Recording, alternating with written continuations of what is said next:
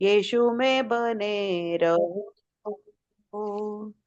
बने रहो, तुम बने रहो, बने बने रहो, रहो तुम, तुम बने रहो, यीशु में बने बने रहो, यीशु में बने रहो।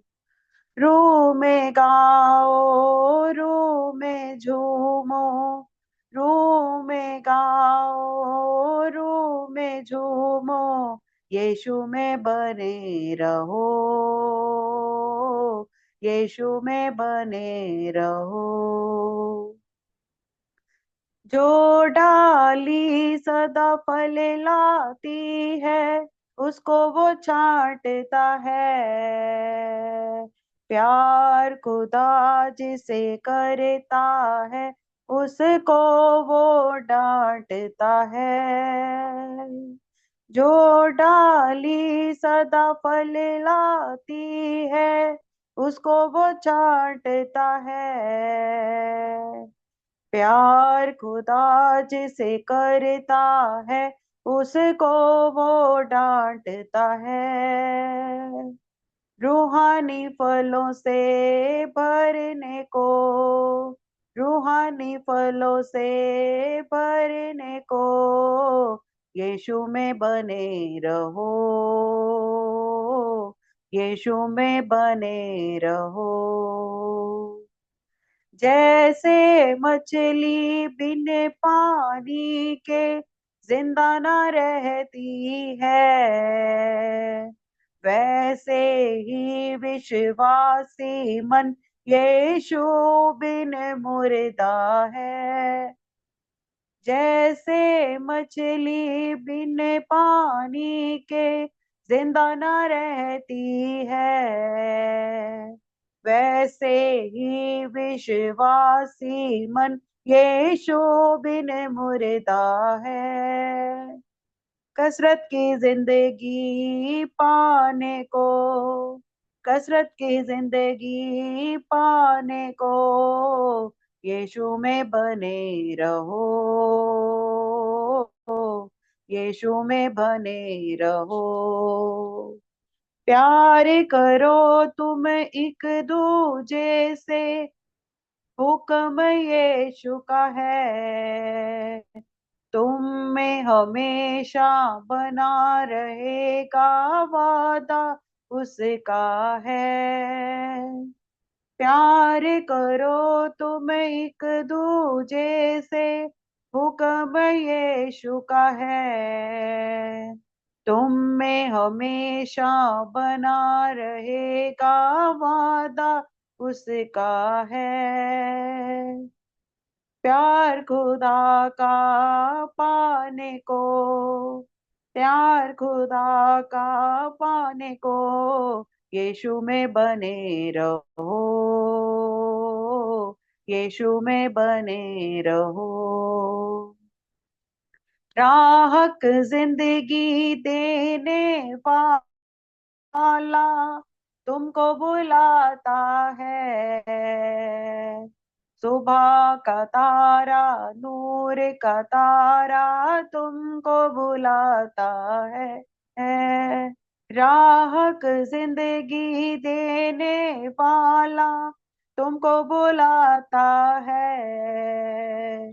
सुबह का तारा, नूर का तारा तुमको बुलाता है। मन शुभ आनंद पाने को, मन शुभ आनंद पाने को, यीशु में बने रहो, यीशु में बने रहो। बने रहो तुम, बने रहो, बने रहो तुम, बने रहो, यीशु में बने रहो, यीशु में रहने रहो।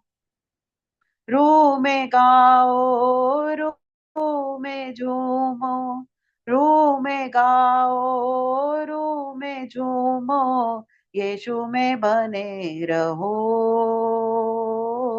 यीशु में बने रहो। Hallelujah. Amen. Amen. Okay, Sister Pravinda. सभी का स्वागत है आज का दिन के लिए। और आज का वो दिन है जो खुदा ने बनाया है। सभी को हैप्पी Amen. सबत, शुभ Happy. शबत। और हमारा ये ऑनलाइन जूम के माध्यम से इसलिए शुरू किया ताकि हम इस दिन को जान सके, उसकी महिमा को प्रकट कर सके हमारे जीवनों में जो परमेश्वर कार्य करता है, और उसकी जो उपस्थिति हमारे जीवनों में है, क्योंकि वो एक जिंदा परमेश्वर है।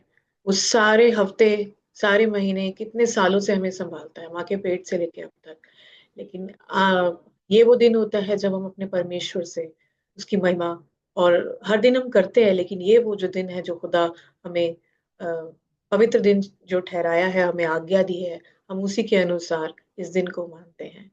तो आज का जो ये दिन है, ये सबत है। आप सभी को हैप्पी सबत, मुबारक है खुदा का ये दिन। और प्रभु की प्रस्तिश में हम आगे चलेंगे। और हमारे बीच में है, अभी सिस्टर सिमरन ने एक प्रभु का गीत गाया, और अभी हमारे बीच में ब्रदर चाबिस चार्ल्स प्रभु की महिमा के लिए एक और सॉन्ग गाएंगे। To over to you. उसके बाद फिर गवाहियां, यदि किसी के जीवन में कोई गवाही हो तो वो रेडी रहे। हर दिन परमेश्वर हमें एक नई गवाही देता है कि हम जीवित हैं। ओवर टू यू ब्रदर जी। जी, praise Lord once again. Happy Sabbath to everyone. Specially जो गीत है, मैं कुछ और तैयार कर रहा था, बट ये गीत जो है, it's a thanks giving song. हम बहुत बार इस गीत को गा चुके हैं धन्यवाद के साथ, क्योंकि खुदा ने ये साल भर हमें संभाला, और हम अगले जो नए महीने में प्रवेश करने जा रहे हैं, that is the last month of this year. So खुदा का अनुग्रह, उसका फजल, उसकी दया, उसकी करुणा, उसका हम बहुत सारी तरस को अपने जीवन में देखता है, तो क्यों ना हम उसके लिए एक धन्यवाद का भजन गाएं और उसकी महिमा करें इस भजन को गाकर। सो आप सभी इस गीत को जानते हैं, हम एकजुट होकर इस गीत को गा सकते हैं और खुदा की महिमा कर सकते हैं। हालेलुया। धन्यवाद के साथ स्तुति गाऊंगा, है यीशु मेरे खुदा, उपकार है तेरे है बेशुमार, कोटि कोटि स्तुति धन्यवाद।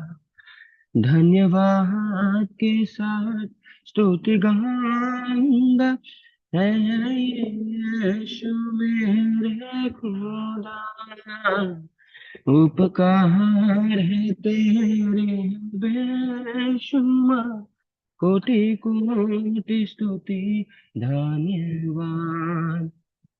योग्यता से बढ़ के दिया है अपनी दया से तूने मुझे, योग्यता से बढ़ के दिया है अपनी दया से तूने मुझे, मांगने से ज्यादा मिला मुझे, आभारी हूँ प्रभु मैं, मांगने से ज्यादा मिला मुझे, आभारी हूँ प्रभु मैं। We can sing together.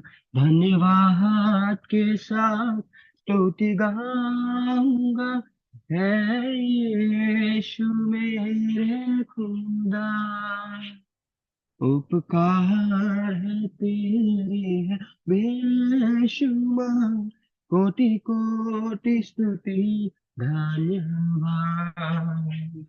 तू है सच्चा जिंदा खुदा, है तुझ पर ही भरोसा मेरा, तू है सच्चा जिंदा खुदा, है तुझ पर ही भरोसा मेरा, सेवा पूरी करके पाऊंगा प्रभु ऐसा दो वरदान, सेवा पूरी करके ये पाऊं ना प्रभु ऐसा दो वरदान। Thank you Jesus. धन्यवाद के साथ स्तुति गाऊंगा है यीशु मेरे खुदा। उपकार है तेरे है बेशुमार, कोटि कोटि स्तुति धन्यवाद, कोटि कोटि स्तुति धन्यवाद, कोटि कोटि स्तुति धन्यवाद। Praise Lord. Amen. Amen. आमीन। Thank you so much. किसी के जीवन में कोई गवाही जो खुदा आपको मुहैया करे, आपको गाइड करे कि आप कोई गवाही दे सकते हैं हमारे बीच में, तो आप सभी का मोस्ट वेलकम। गवाही कोई छोटी या बड़ी नहीं होती, या कोई पुरानी या नई नहीं होती, गवाही गवाही होती है। अगर किसी के जीवन में कोई गवाही है तो वो प्लीज मुझे आप बता सकते हैं। जी, मैं बताना चाहती हूँ। प्रेज गॉड, धन्यवाद के साथ स्तुति गाएंगे। मेरे हस्बैंड का 2 हफ्ता से उनका स्टोन का किडनी में था। उनको समर में हमेशा होता है, बट ये टाइम में विंटर में भी होने लगा, तो बहुत प्रेशर में थी मैं। एंड फिर वो आउट ऑफ स्टेशन गए, फिर आए, फिर भी लास्ट 3-4 डेज से बहुत हो रहा था उनको। फिर I was just praying and yesterday night I was very much worried कि 3 दिन से, बिकॉज यहाँ गवर्नमेंट का हॉलीडे से हॉस्पिटल्स भी बंद रहते हैं, जो I was just worried. But God it's such a miracle. Morning as he got up 7 o'clock, he was drinking water and he was following everything whatever he was supposed to do, and the stone came down in the morning 7 o'clock. All glory to God. हमारे हाथ में कुछ भी नहीं है। कभी कभी सोचने से सब कुछ परमेश्वर के हाथ में है, and he is so great.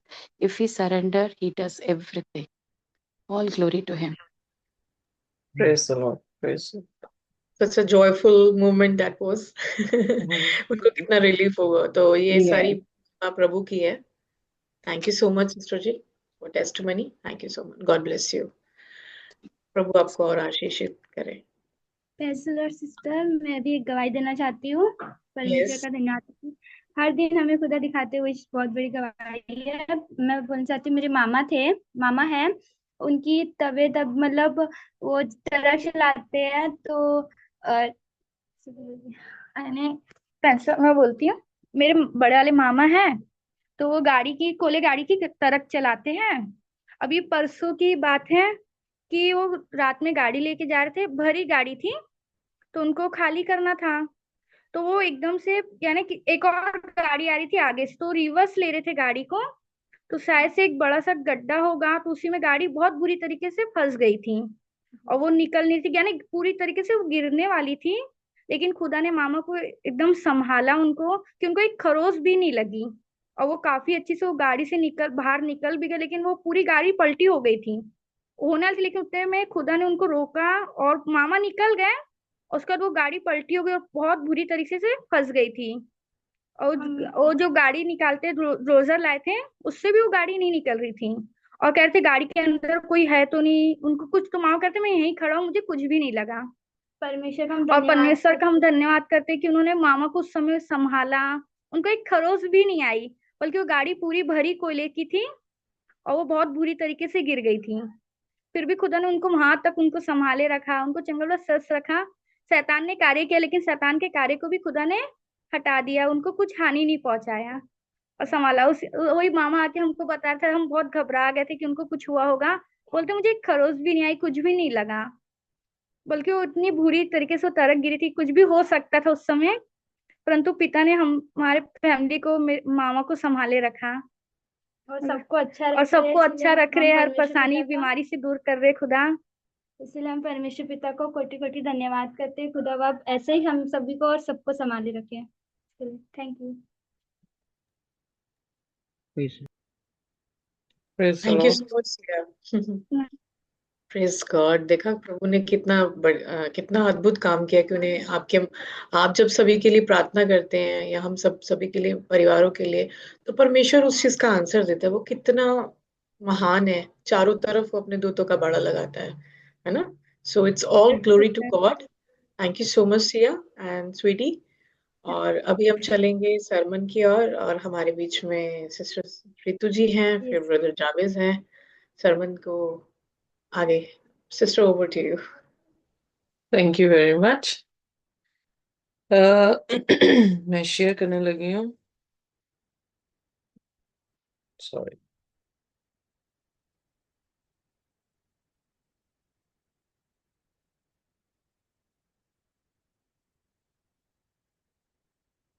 ये हमारा लास्ट क्वार्टरली है और इस साल का, और खुदा जो है हमें आशीष दे जब हम खुदा के कलाम को इसी तरह से सीखते रहें। I'm just adjusting. Give me a minute, please. यहाँ के सुबह 6 बजे हुए हैं, सभी सो रहे हैं और मैं थोड़ा सा धीरे बोल रही हूँ। बट एनी हाउ, हमारा जो इस क्वार्टरली का थीम था वो था theme in the gospel of John. यूहन्ना की अंजील में यूहन्ना ने क्या थीम रखा, किस पे वो फोकस कर रहा है, उसके बारे में हम सीख रहे हैं।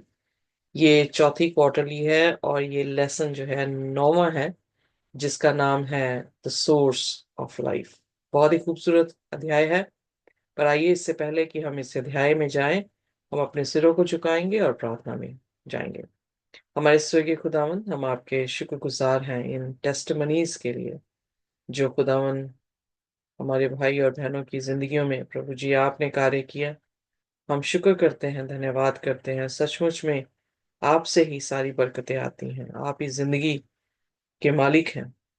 आप ही खुदावन हर उस नेमत के स्रोते हैं जिनके बारे में आज हम सीखने वाले हैं। होने दे प्रभु कि आप हमारे बीच में आए और खुदावन हमें सिखाएं। कोई भी ऐसा शब्द ना हो जो खुदावन आपकी तौहीन के लिए हो, बल्कि हर एक शब्द जो हमारी जुबान से निकले वो आपकी तारीफ करना वाला हो सके। खुदावन आप बढ़े और हम घटते जाएं, और हमसे बातचीत करें खुदावन। जब हम तैयार हैं कि हम आपके कलाम को सीखें, जितने आए हैं उन्हें आशीष और बरकत दें, और जो देखेंगे बाद में खुदावन उन्हें भी बरकत मिले। हम सभी को आशीष दें, यीशु के नाम से मांगते हैं, आमीन। आमीन। सो आज जो है लेसन वो है सोर्स ऑफ लाइफ, कि परमेश्वर जो है वो जिंदगी का स्रोता है। हम हमारी याद करने की आयत जो है वो है जॉन यूहन्ना उसका 14 उसकी 6 आयत। बहुत ही मशहूर आयत है। पर आइए हिंदी में जो है इसे पढ़ दें कोई भी जन। यूहन्ना उसका 14 और उसका 6वां वचन।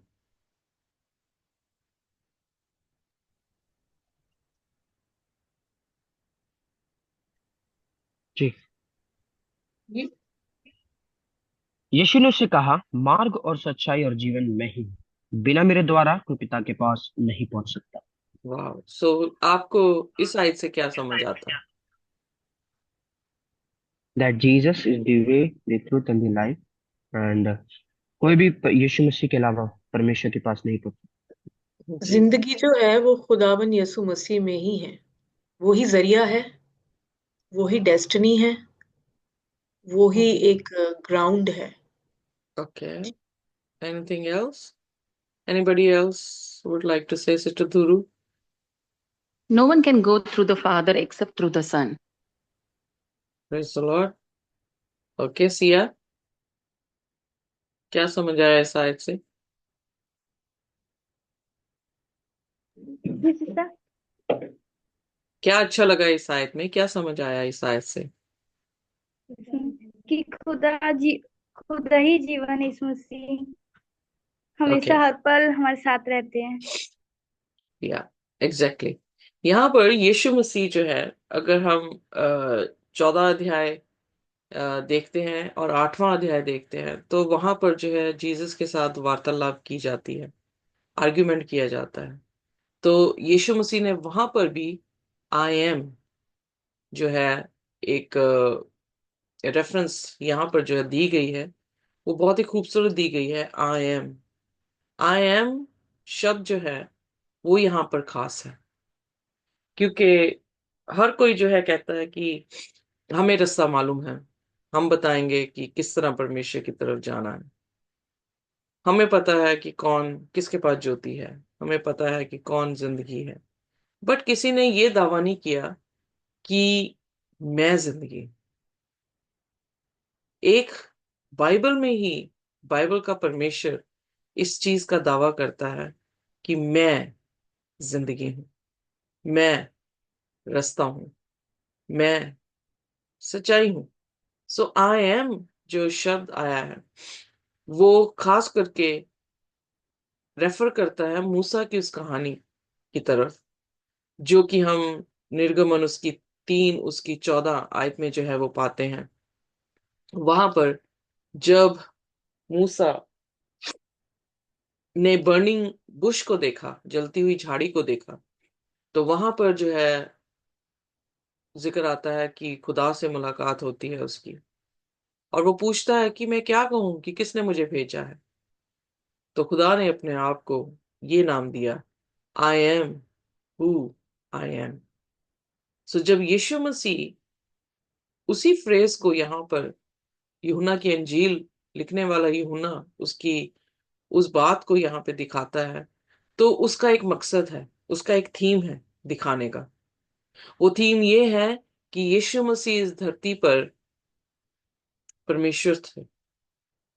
यानी वो एक इंसान नहीं था अकेला, या अच्छा गुरु नहीं था जो कि लोग उसे कहते थे, या वो नबी ही नहीं था, बल्कि वो खुदा था। वही खुदा जो मूसा को उस झाड़ी में मिला था, आज उनके सामने दे में जो है वो आकर कह रहा है आई एम। इससे पहले कि अब्राहम था, मैं था। तो वो शब्द जो है बहुत ही पावरफुल है। क्यों? क्योंकि अगर हम यूहन्ना उसका 1 उसकी 14 में देखते हैं, तो वहां पे लिखा है, जब पहली आयत में देखते हैं कि आदि में परमेश्वर था, परमेश्वर वचन परमेश्वर आदि में वचन था, वचन परमेश्वर के साथ था, वचन परमेश्वर था। और 14वीं आयत में वो कह रहा है कि वो वचन क्या हुआ? देहधारी हुआ, हमारे बीच में उसने क्या किया है? डेरा किया है। और हमने उसकी ऐसी महिमा देखी है जैसे एक लौते पुत्र की महिमा हो। सो एक लौता पुत्र, बिगॉटन मीन्स क्या है? किया पिता ने किसी से शादी करके पुत्र को पैदा किया था। बिगॉटन का मतलब ये हुआ, बिगॉटन का मतलब है वन ऑफ हिज काइंड, उसके जैसा, खुदा के जैसा, जिसने दे ली है, वो हमारे बीच में उसने डेरा किया है। सो इसलिए बाइबल में और खास करके यूहन्ना की इंजील में आप इस फ्रेज को जो है, थीम को जो है वो बार बार देखते हैं, आई एम। जैसे कि यीशु मसीह ने कहा I am the way the truth and the life. Yeshu Masih ने कहा I am the light of the world. फिर यीशु मसीह ने कहा I am the bread of the life, यानी वो जीवन की रोटी है। आई एम द गेट और the door for the sheep, मैं वो दरवाजा हूं। यीशु मसीह ने फिर ये भी कहा I am a good shepherd, I am a vine, true vine. So यहां पर बार बार प्रभु यीशु मसीह अपने आप को जिंदगी का स्रोता या जिंदगी का सोर्स यहां पर दिखा रहे हैं। जीवन की रोटी हमारे लिए जीने के लिए अगर जरूरी है, तो खुदा ने अपने आप को क्या दिखाया है कि वो जीवन की रोटी है। सो जीवन यानी जिसमें जिंदगी है, वो जिंदगी हमें कैसे मिलती है? आई एम से। वो जिसने ये कहा कि मैं जो हूं सो हूं। सो मैं हूं जिसने जिंदगी को जो है वो बनाया है। आइए देखिए संडे लेसन जो कि जबेज हमारे सामने लेकर आएंगे। In him was life. So वो जिंदगी का स्रोता, जिंदगी कैसा है? Hand over to Jabez. Yeah beautiful, praise Lord. बहुत यस, बहुत ब्यूटीफुल लेसन है। जिस तरह हम लेसन का नाम देख रहे हैं, जिस द सोर्स ऑफ लाइफ, तो हम इसमें देखेंगे कि किस तरह यीशु जीवन का सूत्र सूता है। और जब हम इन सबको देखेंगे, हम लेसन के द्वारा जब देखेंगे, तो जब हम संडे लेसन पे आ रहे हैं, जिस लेसन का नाम है इन हिम वाज लाइफ, बहुत ब्यूटीफुल लेसन है। पर मैं आज आपको ये कहना चाहता हूँ कि आप बने रहिएगा इस लेसन को मैं थोड़ा दूसरे पर्सपेक्टिव से लेके आना चाहता हूँ। जब ये लेसन है, हम देखते हैं इन हिम वाज लाइफ, ये क्लियरली यीशु मसीह की ओर स्टेट करा है कि उसमें जिंदगी थी, उसमें जिंदगी है। तो उस जिंदगी को जानने से पहले क्यों ना हम थोड़ा बैकग्राउंड को जाने कि किस तरह वो जिंदगी, वो क्रिएटर हमारे सामने, हमारे इस पाप भरी धरती में वो हमारे लिए मसीहा बनकर आया और हमारे लिए मरकर से जिंदा हुआ और उसने हमें उस पाप के बंधन से आजादी दी। तो आप मेरे साथ बने रहिएगा। आ, आइए हम बिना समय गवाते हुए लेसन की ओर जाए। In him was life. तो आ, हम सब जानते हैं मेरे प्रियो कि ये दुनिया में जब यीशु परमेश्वर पिता ने मानव जाति की सृष्टि की, तो आगे जाके हम देखते हैं पाप आ गया। आदम और हवा के द्वारा पाप आया, और उसके बाद सबसे पहले तो हम देखते हैं कि उस शैतान, उस लूसीफर ने घमंड किया और वो स्वर्ग से गिरा दिया गया, क्योंकि उसने अपना दर्जा परमेश्वर के जैसा, परमेश्वर से ऊंचा करने का उसने अपना दर्जा मानने की कोशिश की, और हम देखते हैं वो गिरा दिया गया। पर जब हम देखते हैं जब पाप इस मानव धरती में आया, तो आदम और हवा ने जो परमेश्वर की आज्ञा को उल्लंघन किया, जो चीज उन्हें नहीं कही गई थी, उन चीज को उन्हें जब करा, तो हम देखते हैं इस जगत पे पाप आया। और हम जानते हैं पाप क्या है, पाप की मजदूरी क्या है, और हम देखते हैं पाप हमें परमेश्वर से बाहर लेकर जाते हैं, परमेश्वर के करीबी से हमें हटा देता है, और हम पूरी तरीके से सैटन के कंट्रोल में आ जाते हैं। क्योंकि पाप को जो पिता है, जो दोष लगाता है, जो पाप का पिता है, और जो पाप में अपने जीवन बिताते हैं, वो शैतान के कहीं ना कहीं कब्जे में है। तो सबसे पहले मैं आपको बताना चाहता हूँ कि पाप क्या है और पाप के कॉन्सिक्वेंसेस क्या है। जब आप मेरे साथ पढ़ते हैं, आप मेरे साथ निकाल सकते हैं, कोई भी मेरे साथ इस वचन को पढ़ दे, रोमियो 3 का 23, रोमन्स 3 वर्स 23। रोमियो 3 का 23। 23 या इसलिए कि सबने पाप किया और परमेश्वर की महिमा से रहित हैं। यहाँ पे हमें क्लियरली पता चल जाता है that no one is spiritual, कोई भी धर्मी नहीं है और सभी पापी है, केवल एक यीशु मसीह को छोड़, क्योंकि वो परमेश्वर की ओर से भेजा गया, उसका एक प्रिय पुत्र, उसका मेमना, जो इस जगत के पापों को उठा ले जाने को आ रहा है, जो आज आने वाला था और जो आकर हमारे पापों को उठा ले जा चुका है, उसके अलावा कोई भी धर्मी नहीं। हम सब पापी है। आज इस लेसन को बताने का मेन फोकस ये है to know that we are sinners. हम ये जाने कि हम पापी हैं। हम यीशु मसीह के अलावा धर्मी नहीं बन सकते। जब तक यीशु मसीह हमारे अंदर नहीं है, हम धर्मी नहीं कहलाए जा सकते। यीशु का हमारे अंदर होना, उसका आत्मा का हमारे अंदर होना हमें धर्मी बनाता है। उसकी आज्ञाओं को मानना, उसके अनुसार चलना, उसका कैरेक्टर हमें धर्मी बनाता है। तो जब हमने देखा कि हम सब ने पाप किया और हमसे परमेश्वर की महिमा से रहित है, इससे पता चल जाता है कि दैट एवरीवन, हर एक जो इस जगत पे रह रहा है, सब के सब पापी है। और जब आप पहला यूहन्ना 3 का 4 पढ़ते हैं, उस पर लिखा है जो कोई पाप करता है वो व्यवस्था का विरोध करता है, और पाप तो व्यवस्था का विरोध है। यशाया 59 का 12, जब आप 59 का 2, यशाया 59 का 2 जब आप वचन पढ़ते हैं, उसमें लिखा है परंतु तुम्हारे अधर्म के कामों ने तुमको तुम्हारे परमेश्वर से अलग कर दिया है, और तुम्हारे पापों के कारण उसका मुंह तुमसे ऐसा छिपा है कि वह नहीं कि वह नहीं देखता, तो कि वह नहीं सुनता। जब आप इस वचन को देखते हैं, तो हम देखते हैं पाप क्या है, और उसके बाद हम देखते हैं पाप के कॉन्सिक्वेंसेस क्या है। जब आप पाप के कंट्रोल में आ जाते हैं, तो हम देखते हैं हम परमेश्वर से अलग हो जाते हैं मेरे प्रियो। और इन सब बातों को जब हम देख रहे हैं, और भी बहुत सारी वर्सेस है, जब आप गलातियों 6, 7, 8 पढ़ते हैं, तो उसमें भी लिखा है दो खाना खाओ, परमेश्वर खट्टे में नहीं उड़ाया जाता, क्योंकि मनुष्य जो कुछ बोता है वही काटेगा, क्योंकि जो अपने शरीर के लिए बोता है वो शरीर के द्वारा विनाश की कटनी काटेगा, और जो आत्मा के लिए होता है वो आत्मा के द्वारा हमें जीवन की कटनी काटेगा। सो हम जब इन सब वर्सेस को देख रहे हैं, हमें ये पता चलता है कि we are no one but sinners, हम पापी हैं, और हम अपने खुद के द्वारा कभी भी अपने आप को धर्मी नहीं बना सकते। सो जिस तरह लेसन का नाम है इन हिम वाज लाइफ, आज हम ये देखेंगे कि हम जो एक पापी है, उस पापी को किस तरह यीशु मसीह आज जिंदगी देना चाहता है।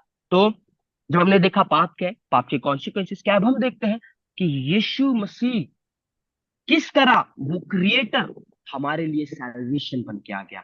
जब आप वचन को पढ़ते हैं, सबसे पहले तो मैं आपको आपके आगे एक प्रश्न रखना चाहता हूँ। क्या कभी परमेश्वर को किसी ने देखा है? What do you all think? नहीं, परमेश्वर को क्या किसी ने देखा है? नो। सिर्फ यस। क्योंकि जब आप यूहन्ना 1:18 पढ़ते हैं, वहां पे क्लियरली कहता है वचन, परमेश्वर को किसी ने कभी नहीं देखा, एक लौता पुत्र जो पिता की गोद में है उसी ने उसे प्रकट किया। तो हम यहाँ पे देखते हैं, no one has seen the creator, पर उस परमेश्वर यहोवा को प्रकट करने वाला, उसका कैरेक्टर को दिखाने वाला और कोई नहीं, उसका इकलौता पुत्र यीशु मसीह है। और हमें इससे पता चलता है कि इस पाप भरी दुनिया में वो क्रिएटर, वो सैल्वेशन मेमना बन के, उद्धारकर्ता बन के हमारे बीच में इस पाप भरी दुनिया में आया। जब हम इन सब चीजों को देखते हैं, जब मैं उस पैराग्राफ को पढ़ रहा था संडे लेसन डे, तो मैंने एक चीज को देखा, एक वर्ष को मैंने वहां पे पढ़ा। आप मेरे साथ इस वर्ष को निकाल सकते हैं। यूहन्ना रचित सुसमाचार, यूहन्ना 10 का 17वां वचन, जॉन 10 वर्स 17। पिता इसलिए मुझसे प्रेम रखता है कि मैं अपना प्राण देता हूँ कि उसे फिर ले लूं। या सो हम यहाँ पे देखते हैं कि जो क्रिएटर है, जो सैल्वेशन बन के उद्धार करता हमारे लिए यीशु मसीह बनकर आ गया, उसमें हम ये देख पाते हैं कि उसमें जिंदगी है, वो जिंदगी दे भी सकता है और दे भी सकता है। जब हम देखते हैं यीशु मसीह में जब जिंदगी, इसके अंदर जब जिंदगी, तो हम देखते हैं उसने जब कहा कि तुम इस मंदिर को ढा दो और मैं तीसरे दिन खड़ा कर दूंगा, वहां पे स्टेटमेंट आया है कि मैं, वहां पे कहा नहीं कि और कोई, वहां पे खुद वो अपने आप को कह रहा है। तो हम देखते हैं उसके अंदर जिंदगी भी है, वो जिंदगी देता भी है, और वो जिंदगी जब अपनी जिंदगी दे भी रहा है तो वापस उसे रिक्लेम करने की भी उसके अंदर पावर है। और जब आप यूहन्ना 5:21 पढ़ते हैं, आप और एक वर्ष मेरे साथ निकालिए, John 5 verse 21। John 5 verse verse 21। 21। Okay. जैसे पिता मरे हुए को उठाता और जिलाता है, वैसा ही पुत्र भी जिन्हें चाहता है उन्हें जिलाता है। One more verse, John 14 verse 19, Yuhanna 14:19। Okay, 14:19। और थोड़ी देर रह गई है कि फिर संसार मुझे ना देखेगा, परंतु तुम मुझे देखोगे, इसलिए कि मैं जीवित हूँ, तुम भी जीवित रहोगे।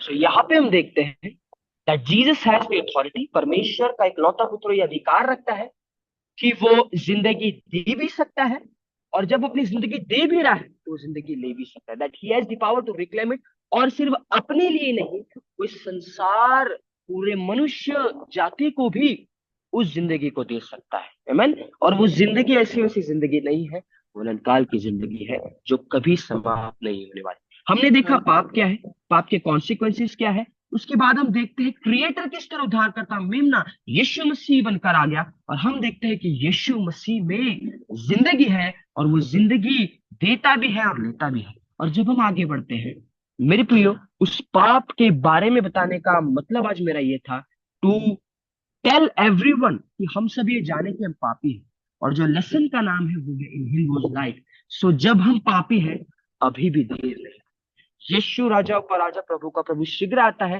पर वो आपके अंदर से, आप कितने भी पापी हो जाओ, जिस तरह आपको उसके सामने आपको आना आज आवश्यक जरूरी है, क्योंकि वो जिसके अंदर अनंत काल की जिंदगी पाई जाती है, जो जोए एक टर्म आया है, if I am not wrong 36 times, वो हमें देखने को मिलता है अबाउट 25%, जॉन के गॉस्पेल में हमें देखने को मिलता है। तो जब आप इस चीज को देखते हो, जो लाइफ, इटर्नल लाइफ है, उसके रिगार्डिंग जो पे वर्सेस भी दी गई है, आज मैं आपको बताना चाहता हूं कि हमें ये कबूल करना जरूरी है that we are sinners, and but जब हम खुदा के पास आते हैं, he has the power to give us life and an everlasting life, to forgive us, क्योंकि उसमें जिंदगी थी। एंड इतना ही नहीं कि in him was life, but in him is life, उसमें जिंदगी है और रहेगी। तो आपको ये जानना जरूरी है कि इट्स नॉट टू लेट, वो जल्दी आता है,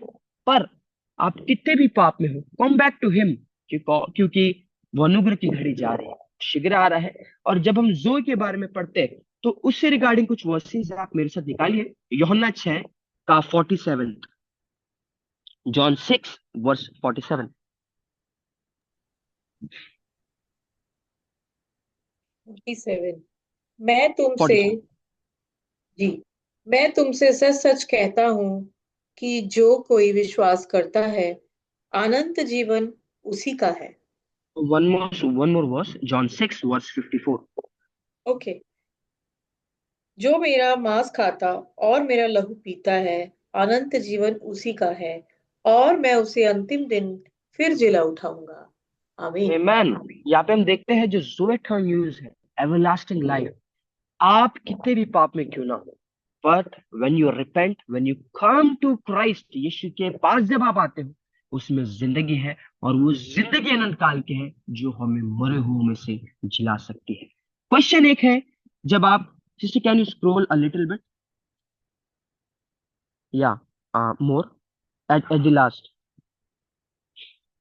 या बस, या so that question is, what can we learn from the life of Jesus about the character of the Father? हम यीशु मसीह के जीवन से उसके पिता परमेश्वर का किस तरह कैरेक्टर देख सकते हैं? Why is this revelation such good news? ये प्रकाश हमारे लिए क्यों एक अच्छी खबर है? आप क्या सोचते हैं? जब मैंने इस चीज को पढ़ा, मेरा जो पर्सनल एक्सपीरियंस था, वो मैं ये देखता हूं कि मैं जब यीशु मसीह का जीवन देखता हूँ, उसके अंदर परमेश्वर का कैरेक्टर देखता हूँ, उसका कैरेक्टर प्रेम, प्रेम का लविंग कैरेक्टर है, उसका कैरेक्टर अनुग्रह का कैरेक्टर है, उसका कैरेक्टर ग्रेशियस है, और उसका कैरेक्टर इस प्रकार है कि जिस तरह मूसा ने उस सर्प को उठाया और इजराइली जो डसे गए थे उसको जब उन्होंने देखा तो वो चंगे हो गए, सेम यीशु मसीह ने जब उस जगह को ले ली, क्योंकि परमेश्वर ने जगह से जब ऐसा प्रेम किया तो उसने अपना एक लौता पुत्र दे दिया कि जो कोई, not Jews, not Christians, not a particular religion, जो कोई, इट्स फ्री फॉर एवरीवन, जो कोई इस पर ईमान रखे वो नाश न हो परंतु अपने जीवन को पाए। यीशु मसीह ने उस जगह को ले लिया, और जब हम यीशु की ओर देखते हैं हम उस अनंत जीवन को पाते हैं। तो आज जब हम इन सब चीजों को देख रहे हैं, उसका कैरेक्टर लविंग है, उसका कैरेक्टर ग्रेशियस है, और एक चीज उसकी डिजायर ये है कि एक भी आत्मा नाश ना हो परंतु अनंत जीवन पाए। वो आपको चाहता है, वो आपको वापस बुलाना चाहता है। तो it's a call of repentance, ये पश्चाताप की घड़ी है कि हम जाने कि हम पापी हैं, पर ये उसके साथ जाने कि पाप की मजदूरी तो मृत्यु है, परंतु जब हम यीशु मसीह को ग्रहण कर लेते हैं वो अनंत जीवन हमें देता है। तो उसमें जिंदगी थी, उसमें जिंदगी है, और वो जिंदगी देने वाला खुदा है। ये हमें लेसन बताता है। Over to you. Thank you very much. और यहाँ पर जो है हम एक चीज बड़ी अच्छी तरह से जान पाते हैं कि जब हम पहले ही अध्याय में, यूहन्ना के पहले ही अध्याय में जब हम देख रहे हैं कि, सॉरी, इट्स रियली ट्रबलिंग मी।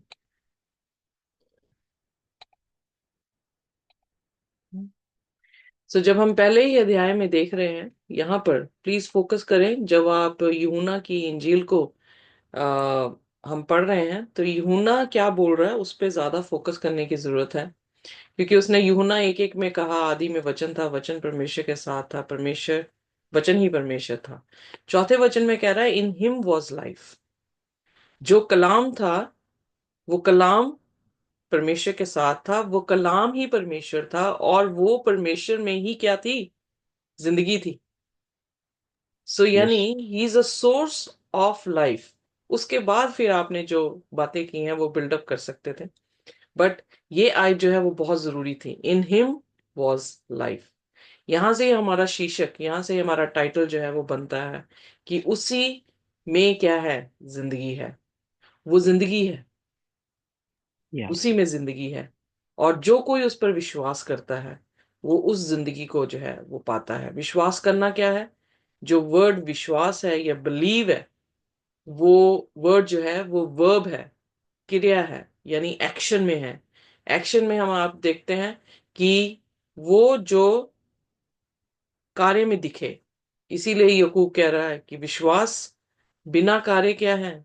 मुर्दा है। मुर्दा। तो इसलिए जो कोई मसीह यीशु पर विश्वास करता है तो इसलिए बार बार जो आयतें उसने यहाँ पे दर्ज की है, वो जिंदगी यीशु मसीह ने अपनी जिंदगी दे दी और उसी ने दोबारा जो है अपनी ले ली। सो पिता ने उसे जिलाया। सो इसका मतलब उनके पास क्या है? जिंदगी है।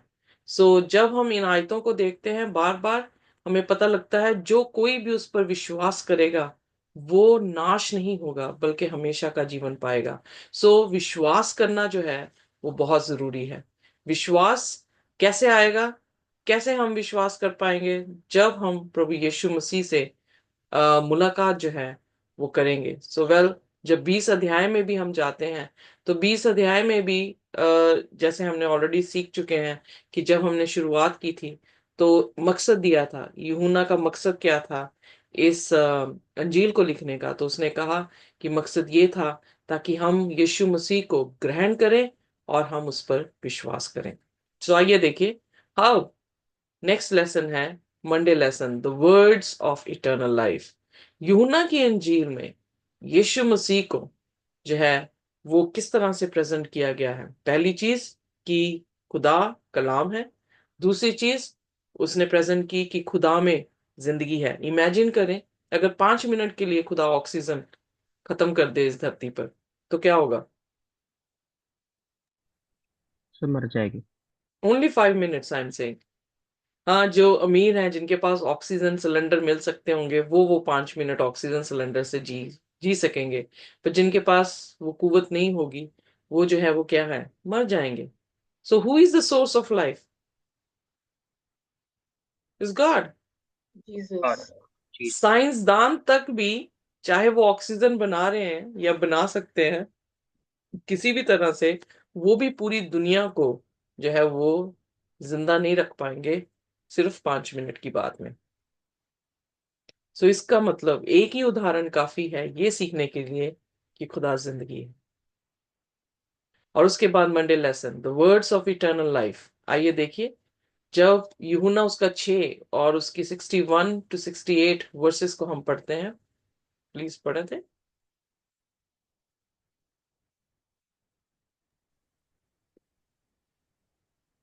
यीशु ने अपने मन में ये जानकर कि मेरे चेले आपस में इस बात पर कुड़कुड़ाते हैं, उनसे पूछा, क्या इस बात से तुम्हें ठोकर लगती है? यदि तुम मनुष्य के पुत्र को जहां वह पहले था वहां ऊपर जाते देखोगे तो क्या होगा? आत्मा तो जीवनदायक है और शरीर से कुछ लाभ नहीं। जो बातें मैंने तुमसे कही हैं वे आत्मा है और जीवन भी, परंतु तुम में से कुछ ऐसे हैं जो विश्वास नहीं रखते। क्योंकि यीशु पहले ही से जानता था कि जो विश्वास नहीं करते वे कौन हैं और कौन मुझे पकड़वाएगा। और उसने कहा, इसीलिए मैंने तुमसे कहा था कि जब तक किसी को पिता की ओर से ये वरदान ना दिया जाए तब तक वह मेरे पास नहीं आ सकता। इस पर उसके चेलों में से बहुत से उल्टे फिर गए और उसके बाद उसके साथ ना चले। तब यीशु ने उन 12 से कहा, क्या तुम भी चले जाना चाहते हो?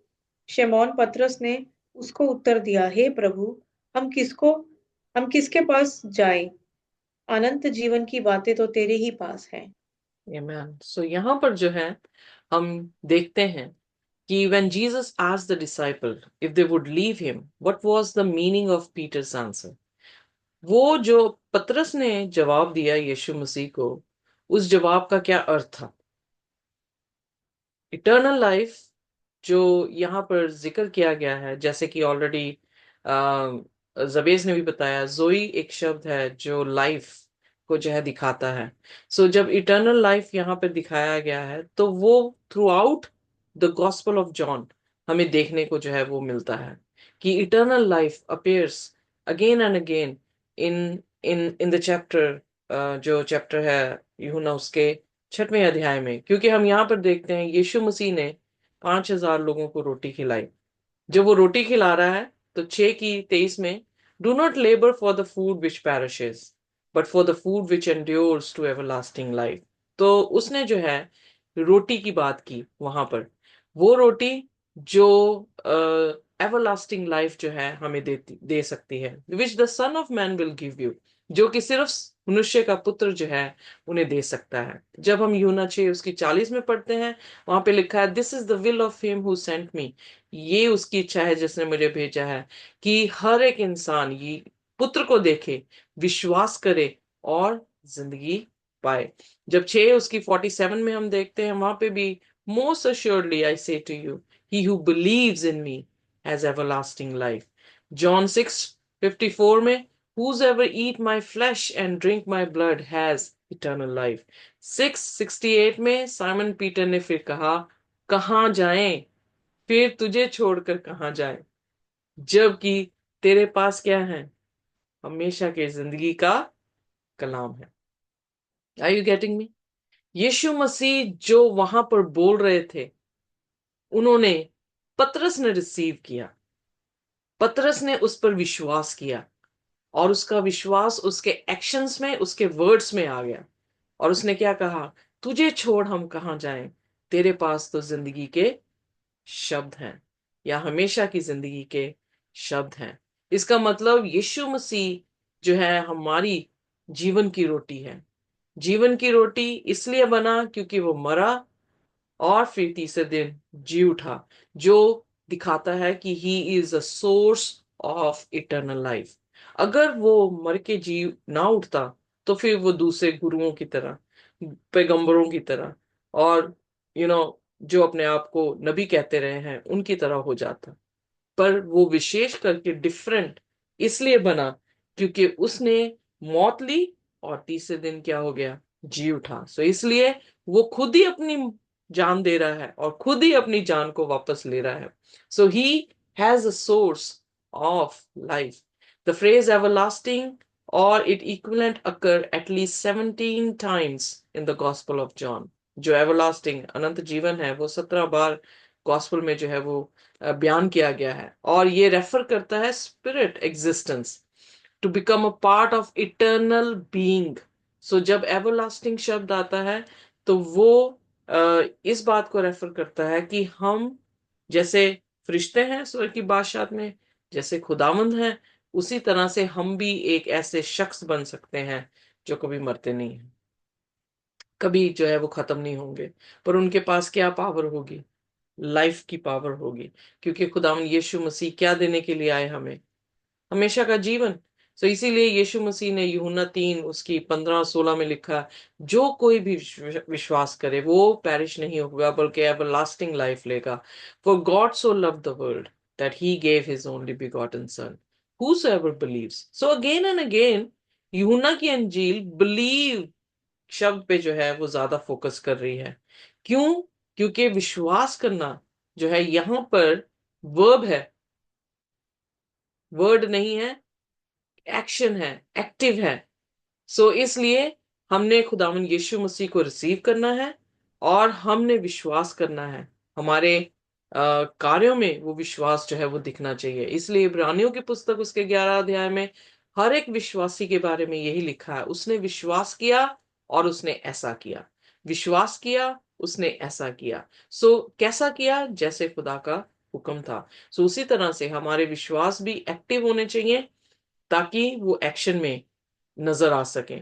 जब हम 5 उसकी 24 में देखते हैं, उसने कहा, he who hairs my word and believes in him, जो सुनता है, जो विश्वास करता है, उसके पास हमेशा का जीवन है। सो खुदा इटर्नल लाइफ का सोर्स है, वो सोर्स हमारा बन सकता है अगर हम उसके कलाम को सुने, उसके कलाम पर विश्वास करें और उसके कलाम के अनुसार जो है वो चलना शुरू करें। यूहन्ना 6 उसकी 47 में लिखा, I say to you, he who believes in me have an everlasting life.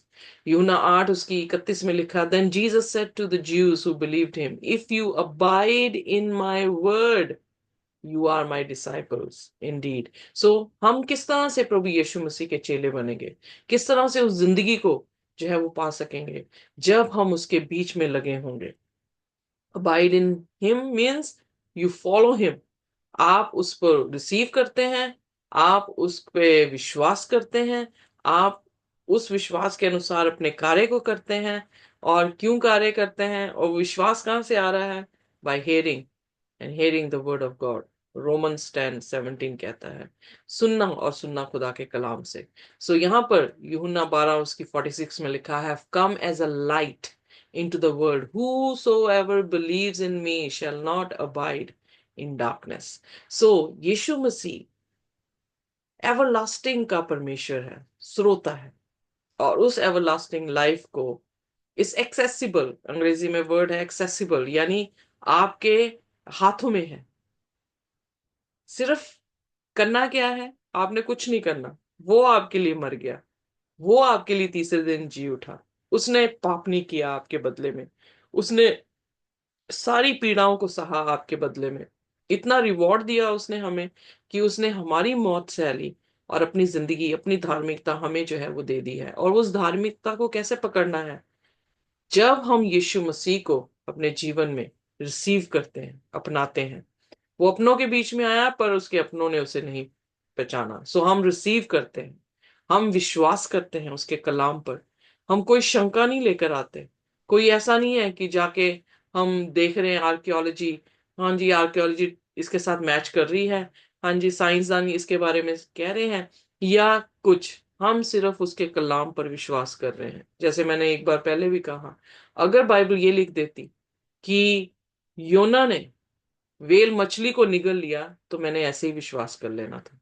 मुझे कोई प्रूफ की जरूरत नहीं है, मुझे कोई एविडेंस की जरूरत नहीं, क्योंकि कलाम में लिख दिया। पर शुक्र है कलाम में ही सिर्फ यही लिखा है कि वेल मछली ने योना को निगल लिया। तो बहुत सारे लोग इसमें भी एविडेंस ढूंढते हैं कि क्या वो पेट में जिंदा रह सकता है। साइंसदानों ने एविडेंस ढूंढा, खुदा ने एविडेंस दे दिया।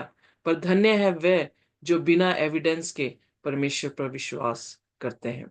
सो इसलिए हमारी साल्वेशन, वो जिसके पास जिंदगी है, वो जिंदगी हमारी हो सकती है अगर हम उस पर विश्वास करते हैं।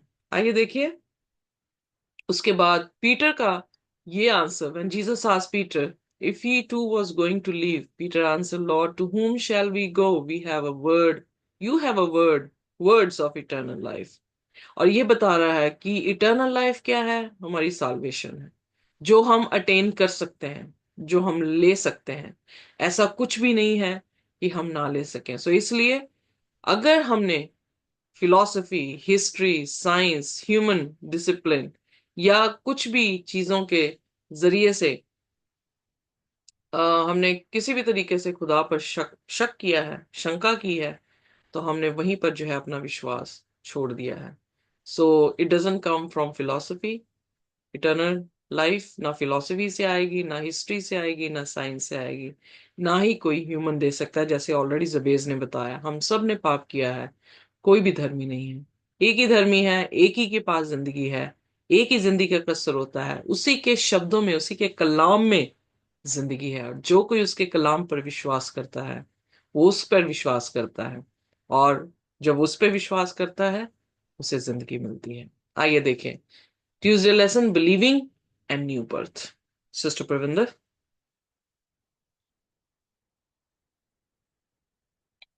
जी sister ji, thank you so much. Cheers। आज का जो ये कलाम है, ये हमें बताता है विश्वास और नए जन्म के बारे में, न्यू बर्थ। एक minute.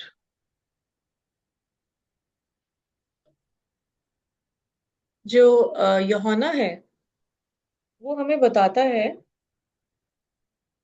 About believing and eternal life. खुदा में जो हमारा नया जन्म है, हमारा विश्वास। मैं आपको पढ़ के सुनाती हूँ मेरे अजीजों। यूहन्ना यूहन्ना 20 का 31, 20 के 31 में लिखा है, परंतु ये इसलिए लिखे गए हैं कि तुम विश्वास करो कि यीशु ही परमेश्वर का पुत्र है, और विश्वास करके उसके नाम से जीवन पाओ। राइट।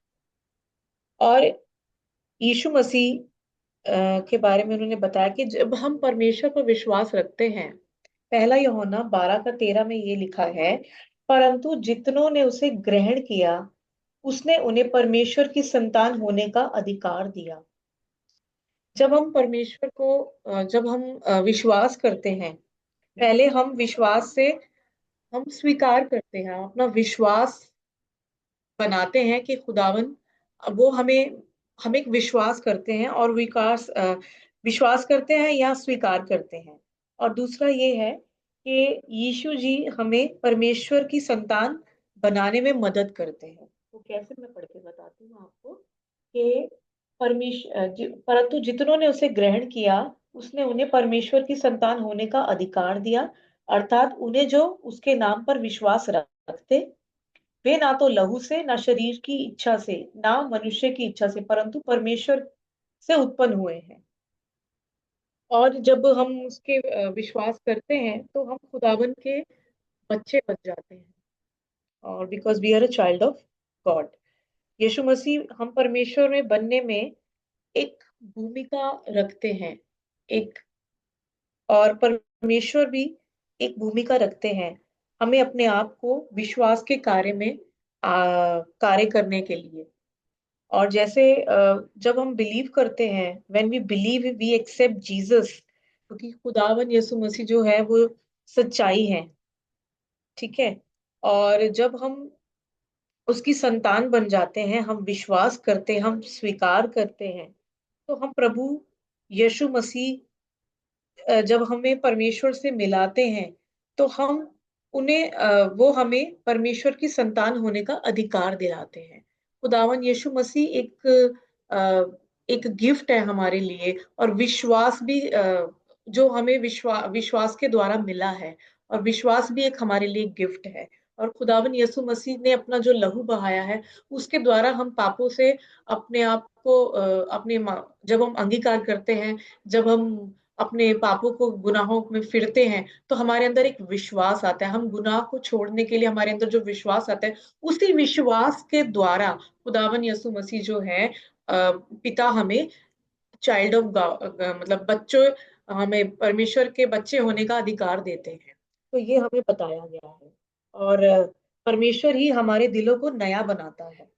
जैसे कि फेथ, जो विश्वास है, वो एक खुदा का गिफ्ट है हमारे लिए, हमारी जिंदगी में। क्योंकि रोमन्स 10:17 में बताया गया है, मैं आपको पढ़ के सुनाती हूँ।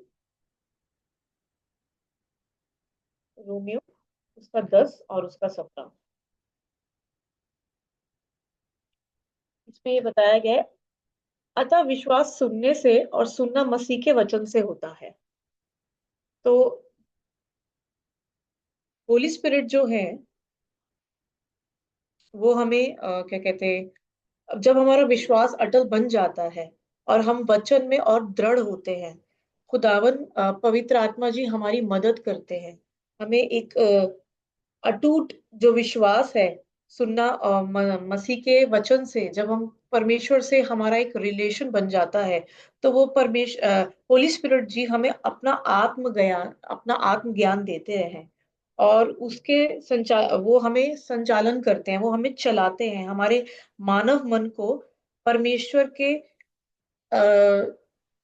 एक रोशनी देते हैं। वो हमसे हमारे माइंड को, हमारी बॉडी को, हमारी सोल को बदलते हैं, और हमारे अंदर जो एक अ, आत्मिक तरीके से हमें विश्वास में कैसे बढ़ना चाहिए, हम वचन पढ़ते हैं, और वचन के द्वारा, और वो हमारे अंदर ऐसी बातें डालते हैं जिससे हम अपने आप को तैयार करते हैं, और हमारे अंदर पवित्र आत्मा जी हमारी सहायता और मदद करते हैं, हमारे मनों में डालते हैं, हमारी आत्मा को, हमारे मनों को बदलते हैं, उसे रिन्यू करते हैं, और हमारे मानव मन को परमेश्वर के लिए अ, नया बनाते हैं या पैदा करते हैं। ये हमें बताया गया है। और जैसे कि जॉन 5:24 में लिखा है कि इटर्नल लाइफ जो है वो यीशु मसीह की ओर से है। मैं वो आपको पढ़ के सुनाती हूँ। और इसमें ये बताया गया है, 1 मिनट में,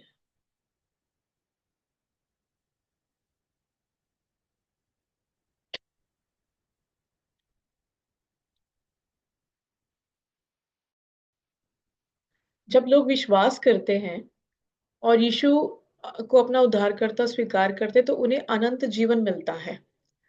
और यूहन्ना भी ये कहता है कि जो यीशु के द्वारा कहे गए शब्दों को स्वीकार करता है उन पर विश्वास करना चाहिए। और पवित्र आत्मा भी हमें विश्वास करने में मदद करता है। और जैसे कि रोमियो 5:17 में लिखा है, मैं आपको पढ़ के सुनाती हूँ, मैंने ऊपर नहीं किया अभी तक। 5:24 में लिखा है, सॉरी, वो ये लिखा है कि मैं तुमसे सच सच कहता हूँ, जो मेरे वचन सुनकर मेरे भेजने वाले पर विश्वास करता है, अनंत जीवन उसका है, और उस पर दंड की आज्ञा नहीं होती, परंतु वह मृत्यु से पार होकर जीवन में प्रवेश कर चुका। वो ये बता रहे हैं कि, और जॉन 5:38 में ये लिखा है, मैं आपको पढ़ के सुनाती हूँ इसी में आपको। और उसके वचन को मन में स्थिर नहीं रखते, क्योंकि जिसे उसने भेजा तुम उसका विश्वास नहीं करते। एक्चुअली ये कंपैरिजन किया गया है कि जो लोग उसका विश्वास करते हैं, वो विश्वास करते हैं, वो अनंत जीवन में प्रवेश करेंगे। और जो कुछ लोग नहीं करते, उसके बारे में भी बताया गया है कि और उसके वचन को मन में स्थिर नहीं रखते, क्योंकि जिसे उसने भेजा तुम उसका विश्वास नहीं करते। तो कई लोग विश्वास नहीं भी करते, लेकिन यहाँ पे पूरा पूरा जो एक बताया गया है, वो होली स्पिरिट के बारे में बताया गया कि पवित्र आत्मा जी वो हमें हमें तैयार करते हैं एवरलास्टिंग जिंदगी के लिए। और जो जॉन 5:47 है, उसमें हमें ये बताया गया, परंतु यदि तुम उसकी लिखी हुई बातों पर विश्वास नहीं करते तो मेरी बातों पर कैसे विश्वास करोगे। ये मुझे ये सिस्टर जी, आप इसमें मेरी मदद कीजिए, क्योंकि ये मुझे थोड़ा सा इसमें ओके, डोंट वरी, या सो यहाँ पर जो है वो नबियों की बात कर रहा है कि अगर मूसा की लिखी हुई बातों पर तुमने विश्वास नहीं किया तो तुम मेरी बातों पे कैसे विश्वास करोगे। क्योंकि अगर कलाम को एक भी कड़ी, जैसे पूरा कलाम जेनेसिस से प्रकाशित वाक्य जो है वो नबियों ने लिखा है, यीशु मसीह की बातें गॉस्पल में जो है वो लिखी गई हैं। सो हमने ऑलरेडी देखा कि किस तरह से पुराने नियम की जो प्रोफेसीज थी यीशु मसीह के प्रति जो आई थी, वो सारी की सारी यीशु मसीह में पूरी हुई हैं। अगर वो एविडेंस उनके सामने होते हुए भी उन्होंने यीशु मसीह पर विश्वास नहीं किया, तो जो यीशु उनसे बातें कर रहा है वो कैसे विश्वास करेंगे। सो इसलिए यहाँ पर यीशु मसीह जो है इस बात को कह रहे हैं कि अगर तुमने मूसा की बातों पर विश्वास नहीं किया तो मेरी बातों पे कैसे विश्वास करोगे। और कोई हेल्प चाहिए कि इज इट ओके सिस्टर जी। फिर इसमें रोमन्स 8:16 में लिखा है कि यीशु द्वारा बचाए जाने के बाद हम इस पद में किस महत्वपूर्ण नियम के बारे में पढ़ते हैं। वास्तव में बाइबल जो है वो विश्वास हमारे हृदयों में पवित्र आत्मा के कार्य को लाता है। विश्वास जो है वो एक बहुत बड़ा आशीर्वाद है, एक बहुत बड़ी विश्वास जो है वो हम विश्वास तो करते हैं, लेकिन ये भी बहुत बड़ा एक आशीर्वाद है परमेश्वर की तरफ से। जब हम विश्वास करते हैं तो हम उसका पालन भी हमें करना चाहिए सच्चाई से, क्योंकि जब हम एक अच्छे मसीह, हम एक अच्छे क्रिश्चियन लाइफ में हमारा विश्वास होना बहुत जरूरी है। वो ये बताते हैं कि जब हम बपतिस्मा ले लेते हैं, अपने मुंह से अंगीकार कर लेते हैं अपने पापों के अपने आप को पापी जानकर खुदावन यीशु मसीह के आगे विश्वास से उसे परमेश्वर का पुत्र मानते हैं, तो हमारा भी ये फर्ज है कि हमें भी जब विश्वास में हमें दृढ़ रहना चाहिए। और जैसे पवित्र आत्मा हमें दृढ़ बनाता है, अटल विश्वास हमारे मनों के अंदर रखता है, उसी तरह जो हमारा भी विश्वास है हमें इसे सिक्योर रखना चाहिए, सच्चाई से चलना चाहिए और इसका पालन करते रहना चाहिए। और हमें खुदावन को किसी भी विदाउट डाउट उसको हमारी जो सोच होती है वो हमें खुदा से कई बातें ऐसी होती है हम डाउट करने लगे, लेकिन हमें डाउट नहीं करना है। इंसानी सोच कहती है कि हमें पहले अपने विश्वास का कारण ढूंढना चाहिए। हम विश्वास किस कारण करते हैं, हमारे अंदर इतना दृढ़ विश्वास होना चाहिए, हमें खुद पता होना चाहिए कि हम क्यों विश्वास करते हैं। वेरी तभी गुड। हम अपने विश्वास तभी हम विश्वास कर सकते हैं। और लेकिन बाइबल कहती है कि विश्वास ही के कारण परमेश्वर की ओर से हम उपकार है। उसकी तरफ से जो हमें विश्वास के द्वारा ही हमें जो है वो हमें, ये खुदा का उपकार है हमारे ऊपर कि वो हमें चलाता है। इफिसियो 2:8 में लिखा है, मैं आपको पढ़ के सुनाती हूँ। इफिसियो 2:8 में, क्योंकि विश्वास के द्वारा अनुग्रह ही से तुम्हारा उद्धार हुआ है, और ये तुम्हारी ओर से नहीं वरन परमेश्वर का दान है। वही मेरे अजीजों, कि विश्वास के द्वारा ही हमारा जो परमेश्वर का जो अनुग्रह है, उसका अनुग्रह ही हमें चलाता है। क्योंकि हमारे जीवन में कितनी बाधाएं आती हैं या परेशानियां आती हैं, वो जुआ टूटता है अनुग्रह के द्वारा। उसके हम विश्वास करते हैं, जब हम प्रार्थनाएं करते हैं, वो प्रार्थनाएं ऊपर जाती हैं, खुदा हमारी प्रार्थनाओं का उत्तर देते हैं विश्वास के द्वारा ही। क्योंकि अविश्वास आशा की वस्तु का निश्चय और अनदेखी वस्तु का प्रमाण है, अ, इब्रानियों 11:1 के हिसाब से। और पहला कुरिन्थियन 1:17 से लेके 17 के 24 तक, और कुरिन्थियों 2:1-6 के हिसाब से मैं आपको पढ़ के सुना देती हूँ।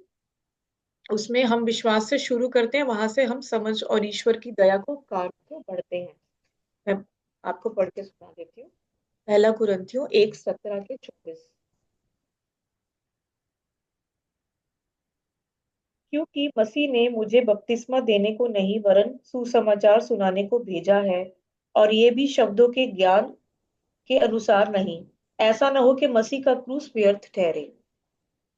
क्योंकि क्रूस की कथा नाशवान होने वालों के लिए मूर्खता है, परंतु हम उद्धार पाने वालों के लिए परमेश्वर की सामर्थ है। क्योंकि लिखा है, मैं ज्ञानवानों के ज्ञान को नष्ट करूंगा और समझदारों की समझ को तुच्छ कर दूंगा। क्योंकि बड़े बड़े लोग जो हैं वो अपनी इस वो लोग जो साइंस साइंस के थ्रू चलते हैं या बहुत ज्यादा ओवर पढ़े लिखे होते हैं, तो वो अपने आप को ज्यादा एडवांस, और इस दुनिया की हर तरीके से उनको लगता है कि दे आर वेरी, उन्हें एक पोजीशन मिल जाती है। लेकिन वो खुदा को नहीं देखते, उन्हें दे आर वो अपनी वर्ल्डली चीजों में इतने व्यर्थ हो, इतने वो बिजी होते हैं, वो खुदा पे विश्वास नहीं करते। उन्हें लगता है they are fulfil. But actually खुदावन यही कहते हैं कि जो लोग क्रूस की कथा को व्यर्थ समझते हैं, और वो मूर्ख हैं, परंतु हम उद्धार पाने वालों के लिए परमेश्वर की सामर्थ्य है। क्योंकि विश्वास से ही हम हमने विश्वास किया कि खुदावन क्रूस पे चढ़े, क्रूस पे बलिदान हुए, और हमारा उद्धार होगा, और या उद्धार हो चुका है हमारा। लेकिन वो यही कहते हैं कि मैं ज्ञान वालों के ज्ञान को नष्ट करूंगा और समझदारों की समझ को तुच्छ करूंगा। कहाँ रहा ज्ञानवान, और कहाँ रहा शास्त्री, और कहाँ रहा इस संसार का विवादी? क्या परमेश्वर ने संसार के ज्ञान को मूर्खता नहीं ठहराया? तो खुदावंद साफ साफ कहते हैं कि ये जितने भी हैं ये सब मूर्ख हैं। क्योंकि परमेश्वर भी यही चाहते हैं कि अब वो जिस हिसाब से चल रहे हैं उन्हें चलने दो। और ये बताते हैं, क्योंकि जब परमेश्वर के ज्ञान के अनुसार संसार ने ज्ञान से परमेश्वर को ना जाना, तो परमेश्वर को ये अच्छा लगा, खुदा को भी अच्छा लगा कि ये अपनी डिजायर्स पे, अपनी ही चीजों पे इतने ओवर कॉन्फिडेंट है, तो इनको इनके हाल पे छोड़ दिया जाए। इस प्रकार इस प्रचार की मूर्खता के द्वारा विश्वास करने वालों का उद्धार हुआ है। क्योंकि हम विश्वासी हैं, हम खुदा के ऊपर ठोस मजबूत रखते हैं, ठोस विश्वास रखते हैं, तो परंतु हम तो उस क्रूस पर चढ़ाए हुए मसीह का प्रचार करते हैं। ठीक है, क्या ये सॉरी, तो ये प्रभु को अच्छा लगा है, विश्वास करने वालों का उद्धार हो। और यहूदी तो चिन्ह चाहते हैं, जो आपको पता ही है, जो यहूदी है वो चिन्ह चमत्कार पे यकीन करते हैं, और ज्ञान यूनानी खोज करते रहते हैं, वो कुछ ना कुछ एविडेंस मांगते रहते हैं। परंतु हम तो उस क्रूस पर चढ़ाए हुए मसीह का प्रचार करते हैं, जो यहूदियों के लिए ठोकर का कारण है। तो क्योंकि उन्होंने उन्होंने खुदावन को नहीं जाना, इसलिए जेंटाइल्स को खुदावन ने अपने ऊपर प्रकट किया, और वो हम विश्वास से ही हमारा उद्धार हुआ है, और अन्य जातियों के लिए मूर्खता है। परंतु जो बुलाए हुए हैं, क्या यहूदी क्या यूनानी, उनके निकट मसीह परमेश्वर की सामर्थ का ज्ञान है।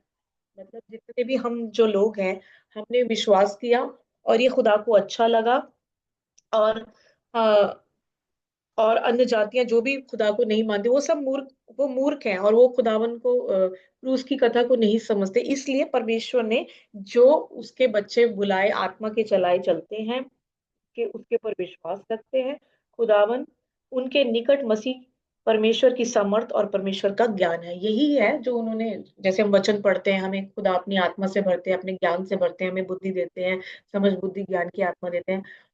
और भी बातें हैं जो वो बताना चाह रहा है, लेकिन मेन जो है वो विश्वास है। विश्वास हमारे लिए एक बहुत बड़ा गिफ्ट है खुदा का, और हम इसे व्यर्थ ना जाने दें। अगर हमें एक मसीह जीवन मिला है तो ये हमारा, मैं इसे ये नहीं कहूंगी ये हमारा लक है, no, we are a blessed.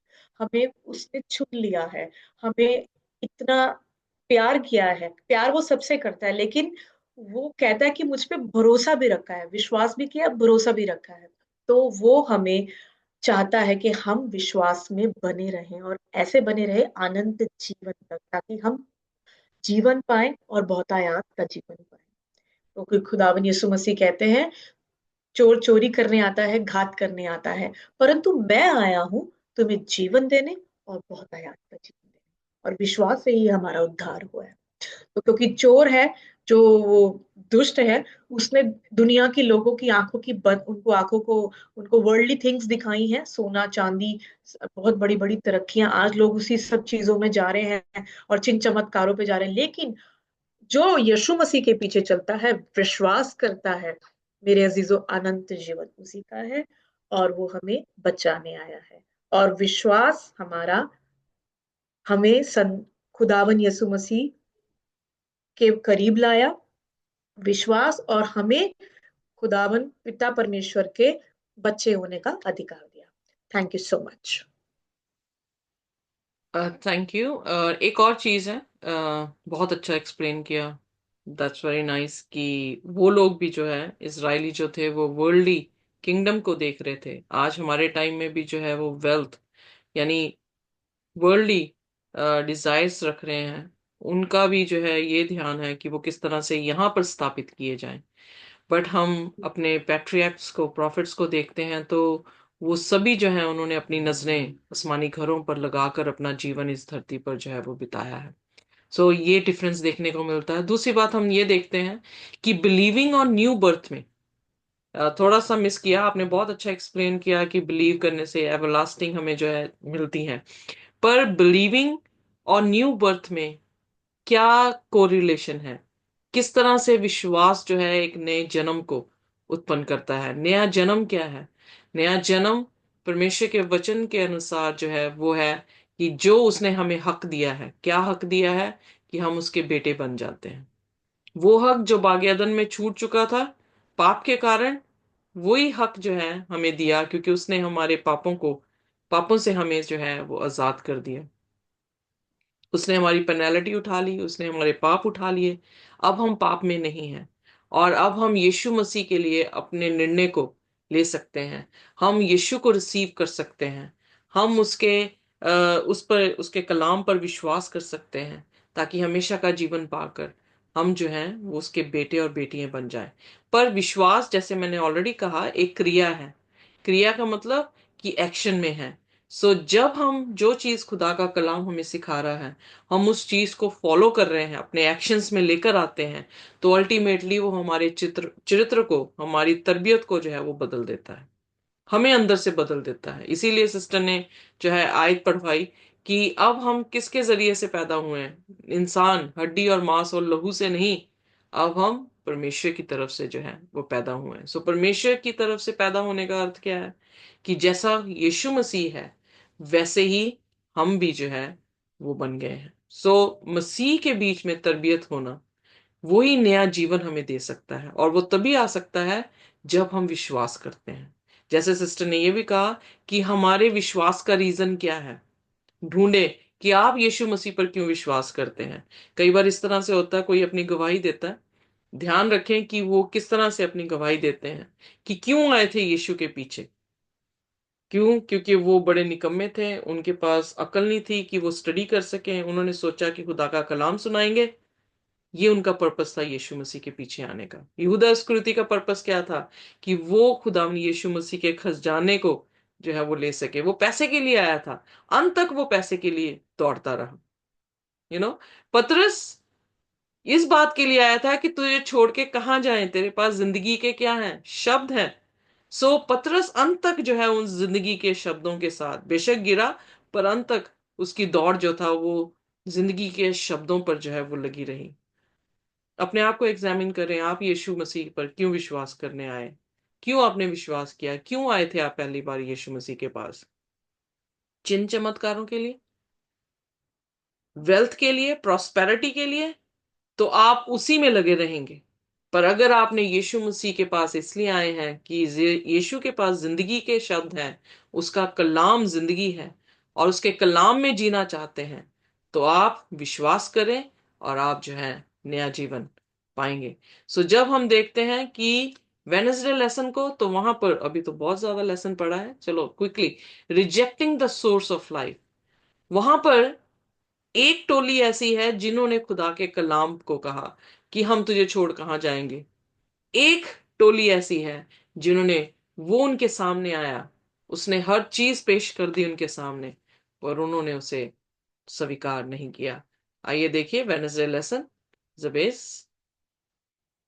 या इन दिस लेसन मैं अपना एक एक्सपीरियंस शेयर करना चाहता हूँ फर्स्ट। एक बार ऐसा होता है कि एक व्यक्ति है कि वो व्यक्ति बहुत पाप करते चले जा रहा है, और जब वो बहुत पाप करते चले जा रहा है, वो उसका तौबा भी कर रहा है, पर जब वो पाप में कंटिन्यूस बढ़ते चले जा रहा है, तो एक वक्त ऐसा आता है कि पाप करते करते उसे ऐसा लगने लग जाता है कि अब ये मेरा एवरीडे लाइफ हो गया, मुझे इससे कुछ फर्क नहीं पड़ता। दैट मीन्स उसके अंदर अब वो रिपेंटेंस का हार्टफुल जो नेचर होता है, रिपेंटेंस की कॉलिंग उसके अंदर से हट चुकी है।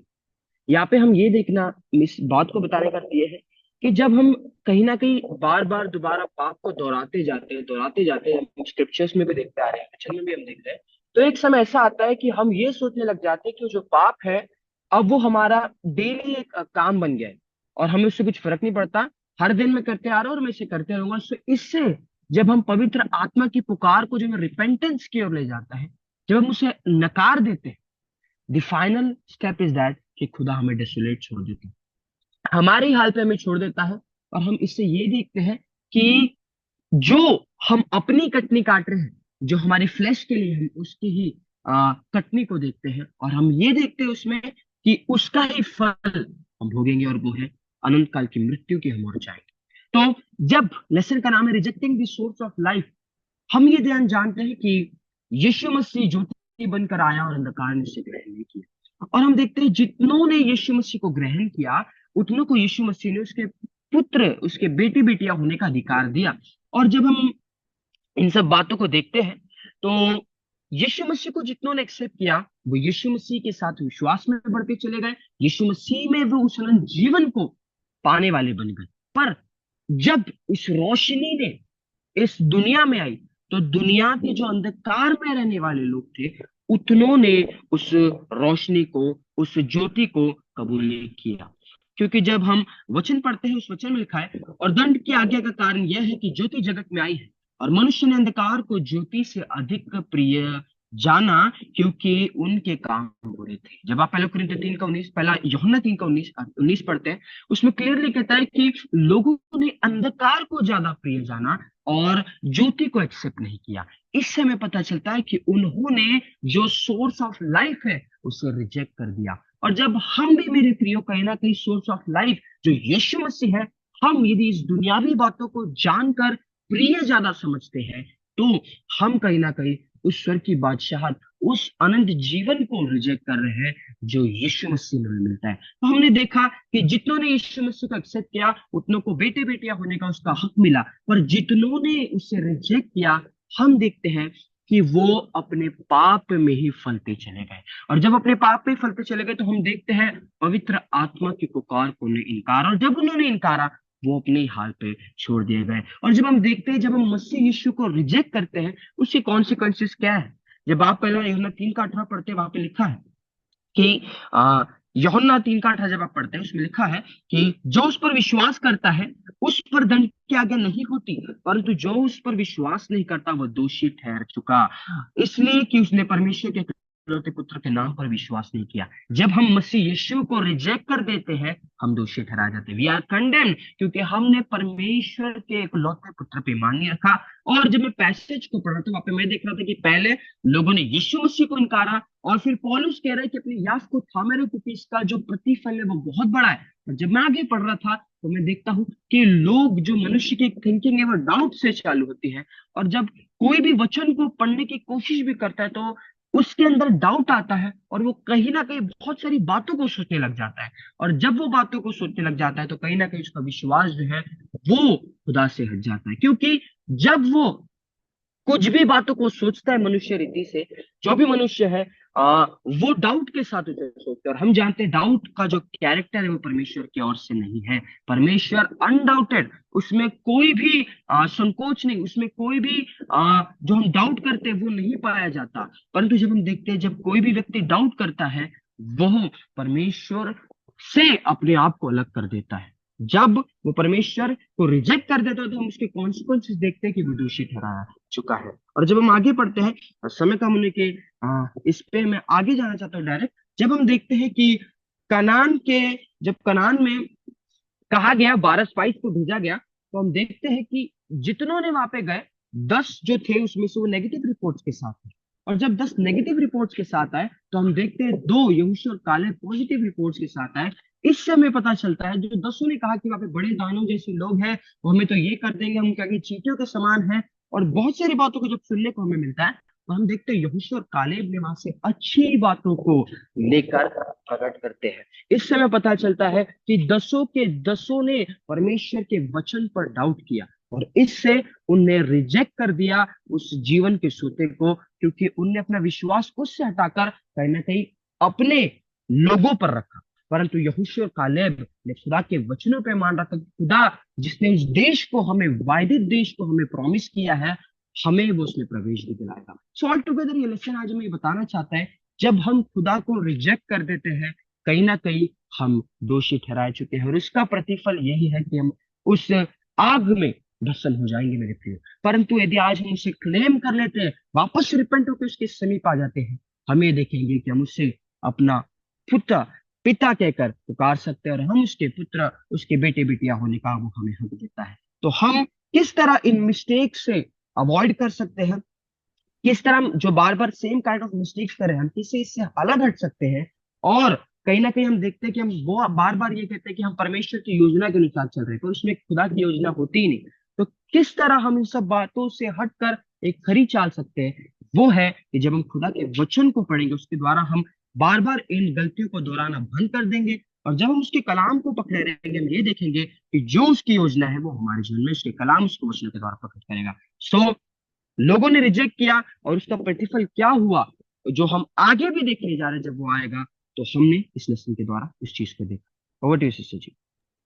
Thank you very much. और बहुत खूबसूरत यहाँ पर हम देखते हैं कि आज हम भी उसी स्थिति में हैं जिस स्थिति में यहाँ कनान देश के लोग थे, जो 12 जासूस भेजे गए थे। हम भी इस धरती पर जो है उसी तरह से अपने अपने ख्यालों में जो है वो फंसे हुए हैं। बहुत सारे लोग जो हैं वो कलाम पर विश्वास नहीं करते। वो मेजॉरिटी दुनिया के लोग जो हैं वो किधर को चले हुए हैं उन पर विश्वास करते हैं। और कई बार उनके लिए जो है वो ये शक पैदा हो जाता है कि सारी दुनिया अगर ये चीज फॉलो कर रही है तो हम क्यों ये चीजें फॉलो कर रहे हैं। सो बट बाइबल में लिखा है लूका 18 उसकी 8 में कि जब मैं आऊंगा तो क्या मैं विश्वास को पाऊंगा, विश्वास जो खुदा के कलाम पर, इंसानों पर नहीं, विश्वास जो खुदा के वचन में लिखा गया है। जैसे जबेस ने कहा भी है कि जो इन लोगों ने, 2 लोगों ने यानी कैलब और जोशुआ ने जो अपना विश्वास दिखाया वो उस खुदा के शब्दों पर विश्वास दिखा रहे थे कि अगर खुदा ने ये बात कही है कि हम कनान देश को ले लेंगे तो खुदा ले देगा। क्यों? क्योंकि वो 10 जो लोग थे वो ये देख रहे थे, इंसान की सामर्थ को देखते हुए वो अपने आप को कंपेयर उस जगह के लोगों के साथ कर रहे थे, उन्होंने यीशु मसीह के साथ उनका कंपैरिजन नहीं किया। अगर उनकी नजरें ये देख लेती कि यीशु मसीह क्या कर सकता है, और खुदावन जो जिंदगी का स्रोता है, जो हमारी साल्वेशन का स्रोता है, जो हमारी जय का स्रोता है, अगर हम उस पर विश्वास कर लें तो हमारी कहानियां जो हैं वो डिफरेंट हो जाएंगी। बट उन्होंने नहीं विश्वास किया, और जो 40 दिन का रास्ता था वो 40 साल लगे उन्हें वहां तक पहुंचने के लिए। पर वो ही पहुंचे जिन्होंने उसके कलाम पर विश्वास किया था। जब हमने प्रकाशित वाक्य भी पढ़ा, वहां पर भी जो है यही चीज देखने को आई है कि मेजॉरिटी ने इंसान के हुक्म को मान लिया, और बहुत थोड़े थे जिन्होंने परमेश्वर के कलाम पर जो है वो विश्वास किया। हम इन सभी कहानियों में कहाँ पे फिट अपने आप को कर रहे हैं, हम कहाँ पर खड़े हैं? अभी भी टाइम है कि हम अपनी पोजीशन चेंज कर लें, खुदा के कलाम पर जो है वो विश्वास करने लग जाएं। क्योंकि अगर हम विश्वास करेंगे तो नई जिंदगी को पाएंगे, नए जन्म को लेंगे, स्वर्ग की बादशाहत में जाएंगे, क्योंकि हम उसके बेटे और बेटियां बन जाएंगे। पर अगर नहीं हम उन चीजों पे विश्वास करते जो कलाम में लिखी हैं, तो थर्सडे लेसन बताता है कि हम कंडमनेशन के नीचे जो है वो आ जाएंगे, यानी हम पर जो है वो खुदा अपना कहर जो है वो देगा। सो कहते देते हैं, आइए देखिए सिस्टर प्रविंदर के जरिए से, प्लीज सिस्टर। ये है कंडमनेशन, मतलब कि दोष और निंदा। क्योंकि शक्तिशाली लोगों को बचाने में परमेश्वर की सहायता करना, लेकिन कई लोग खुदावन पे जो विश्वास नहीं करते, वो कैसे खुदा के चलाए नहीं चलते, और वो कैसे ही परेशानियों में है, और उनके लिए अनंत जीवन नहीं है। तो यूहन्ना 3:18 में लिखा है, मैं पढ़ के सुनाती हूँ आपको। जो उस पर विश्वास करता है उस पर दंड की आज्ञा नहीं, परंतु जो उस पर विश्वास नहीं करता वह दोषी ठहर चुका, इसलिए कि उसने परमेश्वर के इकलौते पुत्र का नाम विश्वास पुत्र के नाम पर विश्वास नहीं किया। तो और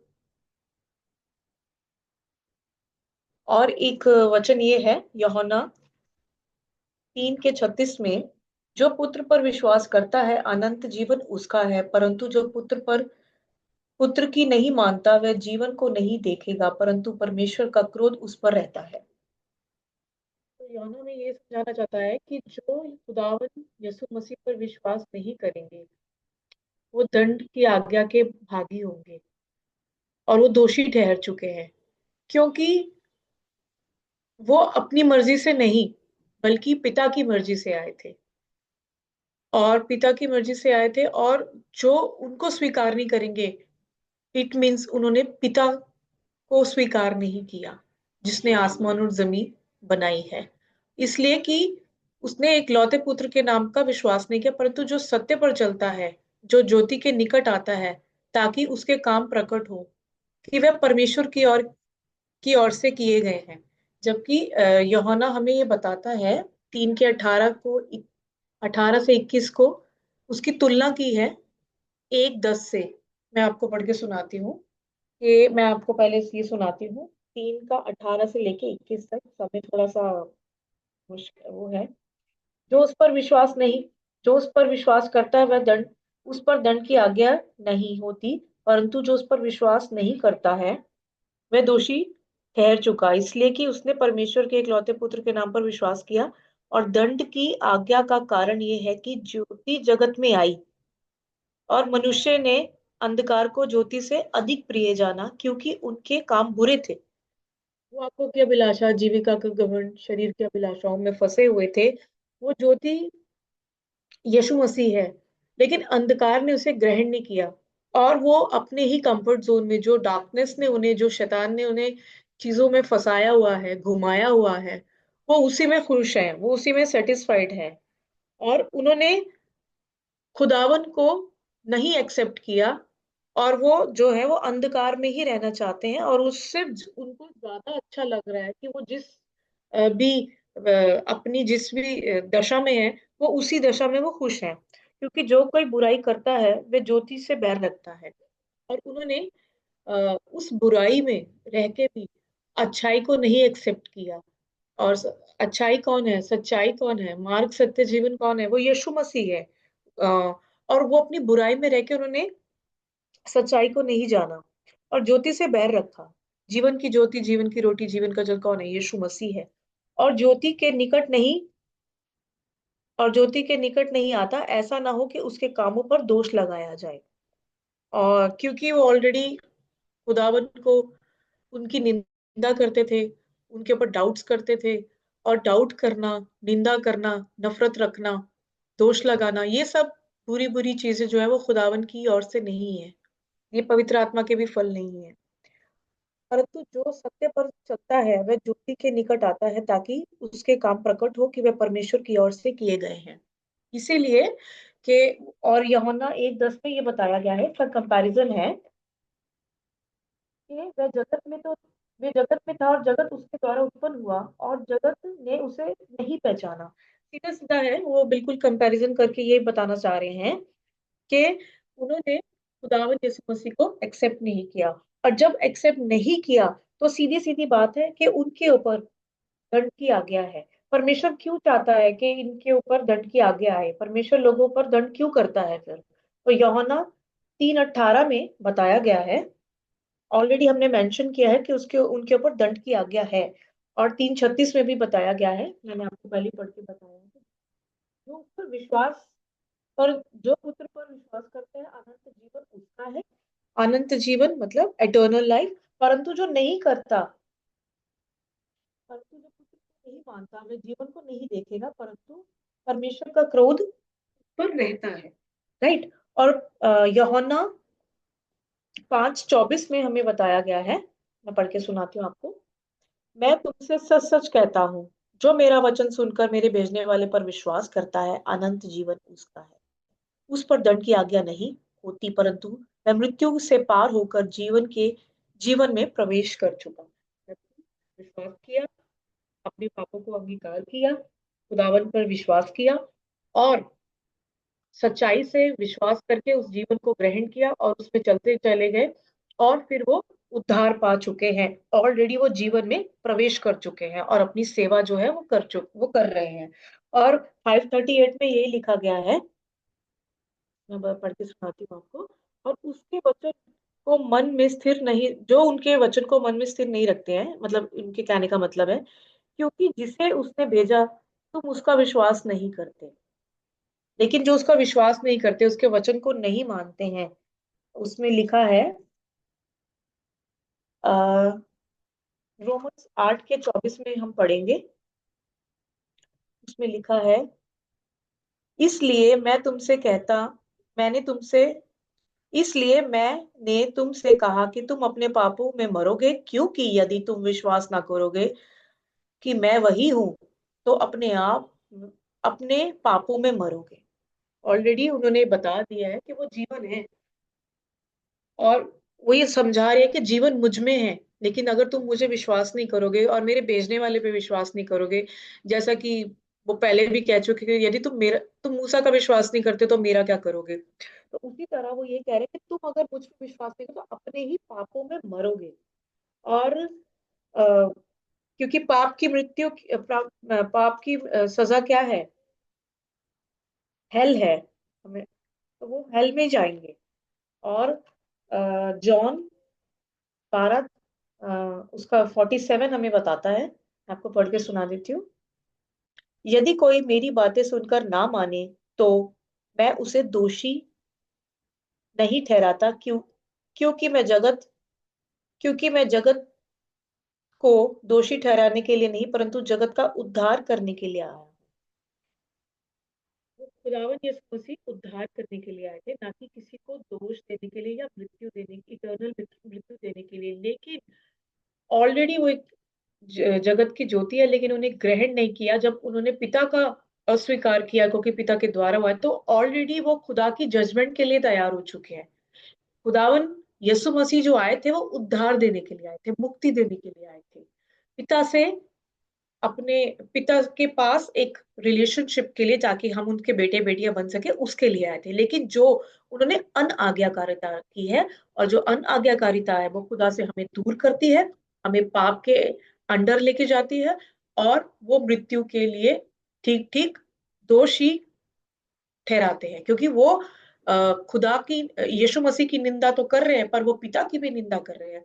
और इस कारण वो क्या करेंगे, वो हेल में जाएंगे। तो ये इसीलिए, ताकि, और ये भी बताया गया था कि जैसे कि यीशु जगत की ज्योति है, इस प्रकार जब हम प्रकाश अ, या बाइबल के सत्य को अस्वीकार करते हैं, तो बाइबल हमें संदेह करती है कि पाप करने के खतरे में होते हैं। और जब हम यीशु को अस्वीकार करते हैं, तो हम प्रकाश से दूर हो जाते हैं, अंधकार को स्वीकार कर लेते हैं। और हव्वा भी जो थी जो थी उन्होंने क्या किया था, वो परमेश्वर की आज्ञा पर संदेह किया था, डाउट किया था। और उन्होंने क्या किया था, उसने सोचा कि परमेश्वर जो है वो प्रेम से भरे हुए हैं, वो हमें नष्ट नहीं करेंगे, उन लोगों को, जानवरों को नष्ट नहीं करेंगे जिन्होंने उसने क्योंकि परमेश्वर ने उत्पत्ति में सबको बनाया था। और हवा के सांप के बहकावे में हवा आ गई थी। और उन्होंने ये सोचा कि उन्होंने हवा के जो हवा को सांप से प्राप्त जानकारी जो हुई, उसको उनको ये लगा कि मैं ये फल खाऊंगी, और जैसे वो सांप बोल रहा है, मैं भी क्या कहते हैं, और समझदार हो जाऊंगी।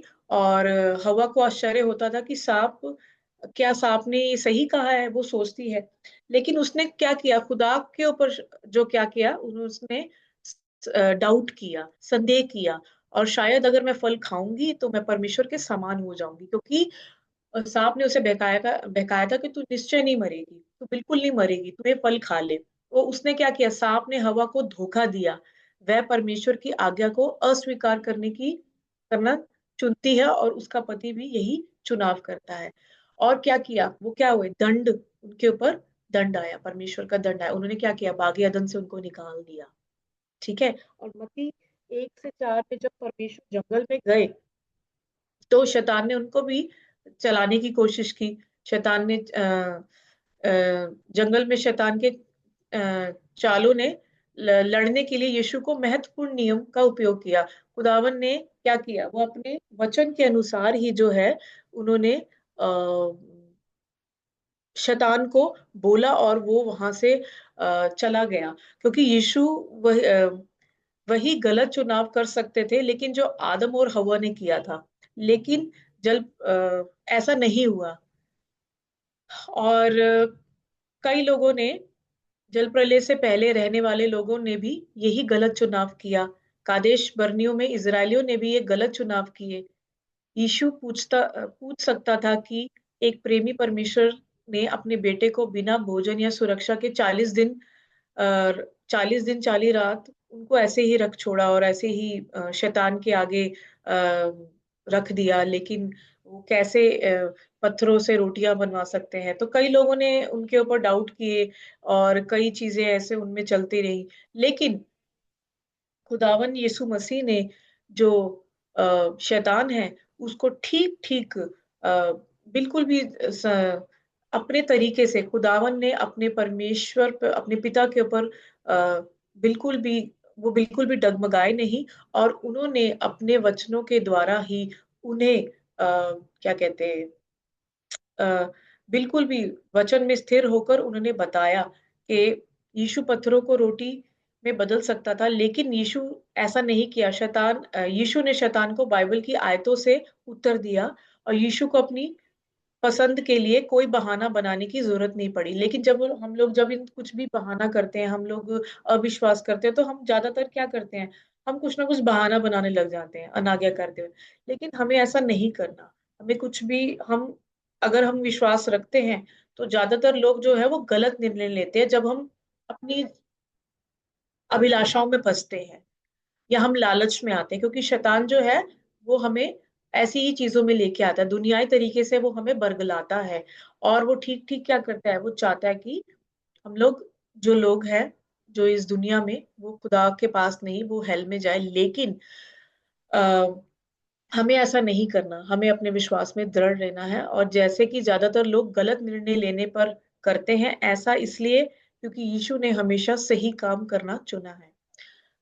वो हमारे पास 2 चीज़ें होती हैं, राइट या रॉन्ग, और हम कन्फ्यूज़न में आके हमेशा रॉन्ग डिसीज़न लेते हैं। हमें वचन में इतना दृढ़ और मज़बूत होना है कि जो लोग निंदा और जो विश्वास नहीं करते, कहीं न कहीं वो डाउटफुल होते हैं, कहीं न कहीं उनके ऊपर अविश्वास होता है, अनाज्ञाकारिता होती है, वो दुनियाई चीज़ों में फँसे रहते हैं। लेकिन हम परमेश्वर की निंदा में उसके उसके उस जजमेंट के लिए तैयार ना हो। हम यही चाहते हैं कि हम बचे रहें और जो लोग जजमेंट के लिए तैयार हैं, उनके अंदर वो सारी चीज़ें हैं जो हेट है, हेट्रेड है, जेलस है, बहुत बुराइयाँ हैं, कई चीज़ें हैं। हम उन चीज़ों से दूर रहें और हम भी जो है वो खुदा के जजमेंट के लिए तैयार ना हो, बल्कि हम अनंत जीवन के लिए तैयार हों। और जैसे कि बड़े-बड़े लोगों ने जैसे कि आदम-हव्वा ने भी ये गलतियाँ की और वो फँस गए और कई उन्होंने डाउट्स किए, तो हमें डाउट नहीं करना है, अस्वीकारता नहीं करनी। तो मैं यही कहना चाहूँगी। थैंक यू सो मच और अगर मुझसे कुछ गलती हुई तो आई एम सॉरी। नहीं, ठीक है। खुदा का शुक्र है, बहुत अच्छा जो है वो एक्सप्लेन किया, जैसे आपने पढ़ के जो है दिखाया। उसमें एक चीज़ हमें देखने को मिलती है, जब यूहन्ना 12 उसकी 47 वर्स में हमने देखा कि जो कोई भी प्रभु यीशु मसीह के वचनों को सुनता है और विश्वास करता है। यहाँ पर यीशु मसीह क्या कह रहे हैं, मैं जज करने नहीं आया, जजमेंट तो ऑलरेडी पास हो चुकी है जी, जब आदम और हवा ने पाप किया। यहाँ पर जीसस जज करने नहीं आए हैं, जीसस हमें सेव करने आए हैं। किस तरह से सेव हम हो सकते हैं? यीशु मसीह ने अपनी उदाहरण दी है, कैसे कि जब उस पर आजमाइश आई, उसने अपनी समझ का सहारा ना लिया, उसने खुदा के वचनों पर जो है अपनी समझ रखी। उसी तरह से हम भी जयवंत हो सकते हैं। हम भी यीशु मसीह को रिसीव करके, उस पर विश्वास करके और उसके कलाम पर अपना भरोसा रख सकते हैं। हमारी कोई भी ऐसी तरबियत ना हो कि हम दूसरे लोगों की, इंसानों की बातों पर जो है वो भरोसा कर लें, पर हमारा भरोसा किस पे होना चाहिए? खुदा के कलाम पर। जैसे आदम और हवा मरे क्योंकि उन्होंने खुदा पर भरोसा छोड़ा, उसी तरह से वो बता रहे हैं कि नूह के जल प्रलय में भी लोग इसीलिए मरे क्योंकि उन्होंने खुदा की समझ का जो है वो सहारा नहीं लिया, उन्होंने अपने अभिलाषाओं पर जो है वो भरोसा किया। हर एक कहानी में हम देखते हैं कि जिन्होंने खुदा के कलाम पर विश्वास नहीं किया वो मर गए, क्योंकि वो मौत उन पर ऑलरेडी थी और वो मौत में सो गए। पर जिन्होंने जिंदगी को, जिन्होंने उस ज्योति में अपने आप को ले आए, जिन्होंने उस पर भरोसा कर लिया, उसने उनको हाथ पकड़कर वो रास्ता दिखाया जो बागेन उनको दोबारा जाता है। उसने उनके हाथ पकड़कर दोबारा उनको फिर दोबारा से खुदा के बेटे और बेटियां बनाया जहां से वो गिरे थे। हमारे सामने भी अंत के टाइम में भी 666 का आंकड़ा, यानी जो पशु की छाप और उसकी मूर्त की पूजा का जो है हमारे सामने आने वाला है। हमारा भी वहां पर क्या यू नो क्या रिस्पॉन्स होगा? क्या हम शैतान के बहकावे में आ जाएंगे और उस मूर्त की पूजा कर लेंगे, या फिर हम खुदा के कलाम पर अपने आप को जो है वो निर्धारित रखेंगे, या खुदा के कलाम पर हमारे भरोसे जो है वो टिके होंगे कि हम उस मूर्त की पूजा नहीं करेंगे, चाहे हम मर भी जाएं, पर हम खुदा के साथ वफादार रहेंगे। और बाइबल में लिखा है, जो कोई भी जिंदगी के अंत तक, आखिरी सांस तक वफादार रहेगा, वो जिंदगी के ताज को जो है वो पहनेगा। आइए हम भी खुदा के साथ वफादार रहें, जैसे यीशु मसीह रहा। हमारा उदाहरण कौन है? प्रभु यीशु मसीह। हम भी जो है यीशु मसीह की तरह कलाम को जिंदगी समझे, कलाम में अपनी जिंदगी को बनाए और कलाम में हमेशा बने रहें, ताकि किसी भी तरह से मौत हम पर लागू ना हो, बल्कि जिंदगी हमें मिले और हम परमेश्वर के बेटे और बेटियां बन सके। आइए अपने सिरों को झुकाएंगे और प्रार्थना में जाएंगे। कोई भी जन, मैं रिक्वेस्ट करूंगी सिस्टर धुरू से कि वो हमारे लिए प्रार्थना करें। थैंक यू लॉर्ड, धन्यवाद प्रभु, धन्यवाद इस समय के लिए father. We thank you father for every word of yours father. You are the way, the truth and the life, you said. Yes father, We thank you, Father, for every word. In the beginning was the Word, and the Word was with God, and the Word was God. Yes, Father, help us to hold on to the truth till you come. Help us to be in the line with you, because you're the way, the truth, and the life. You will pour out your Holy Spirit and help us in every part of our life to choose the right path and not the wrong path. Yes, Father, in this world you will have tribulation, but be of good cheer. I have overcome them. Help us to hold on to you, not to look up to the world. For, for he who endures till the end shall be saved. You said, no, Father, help us to endure, help us to be with you.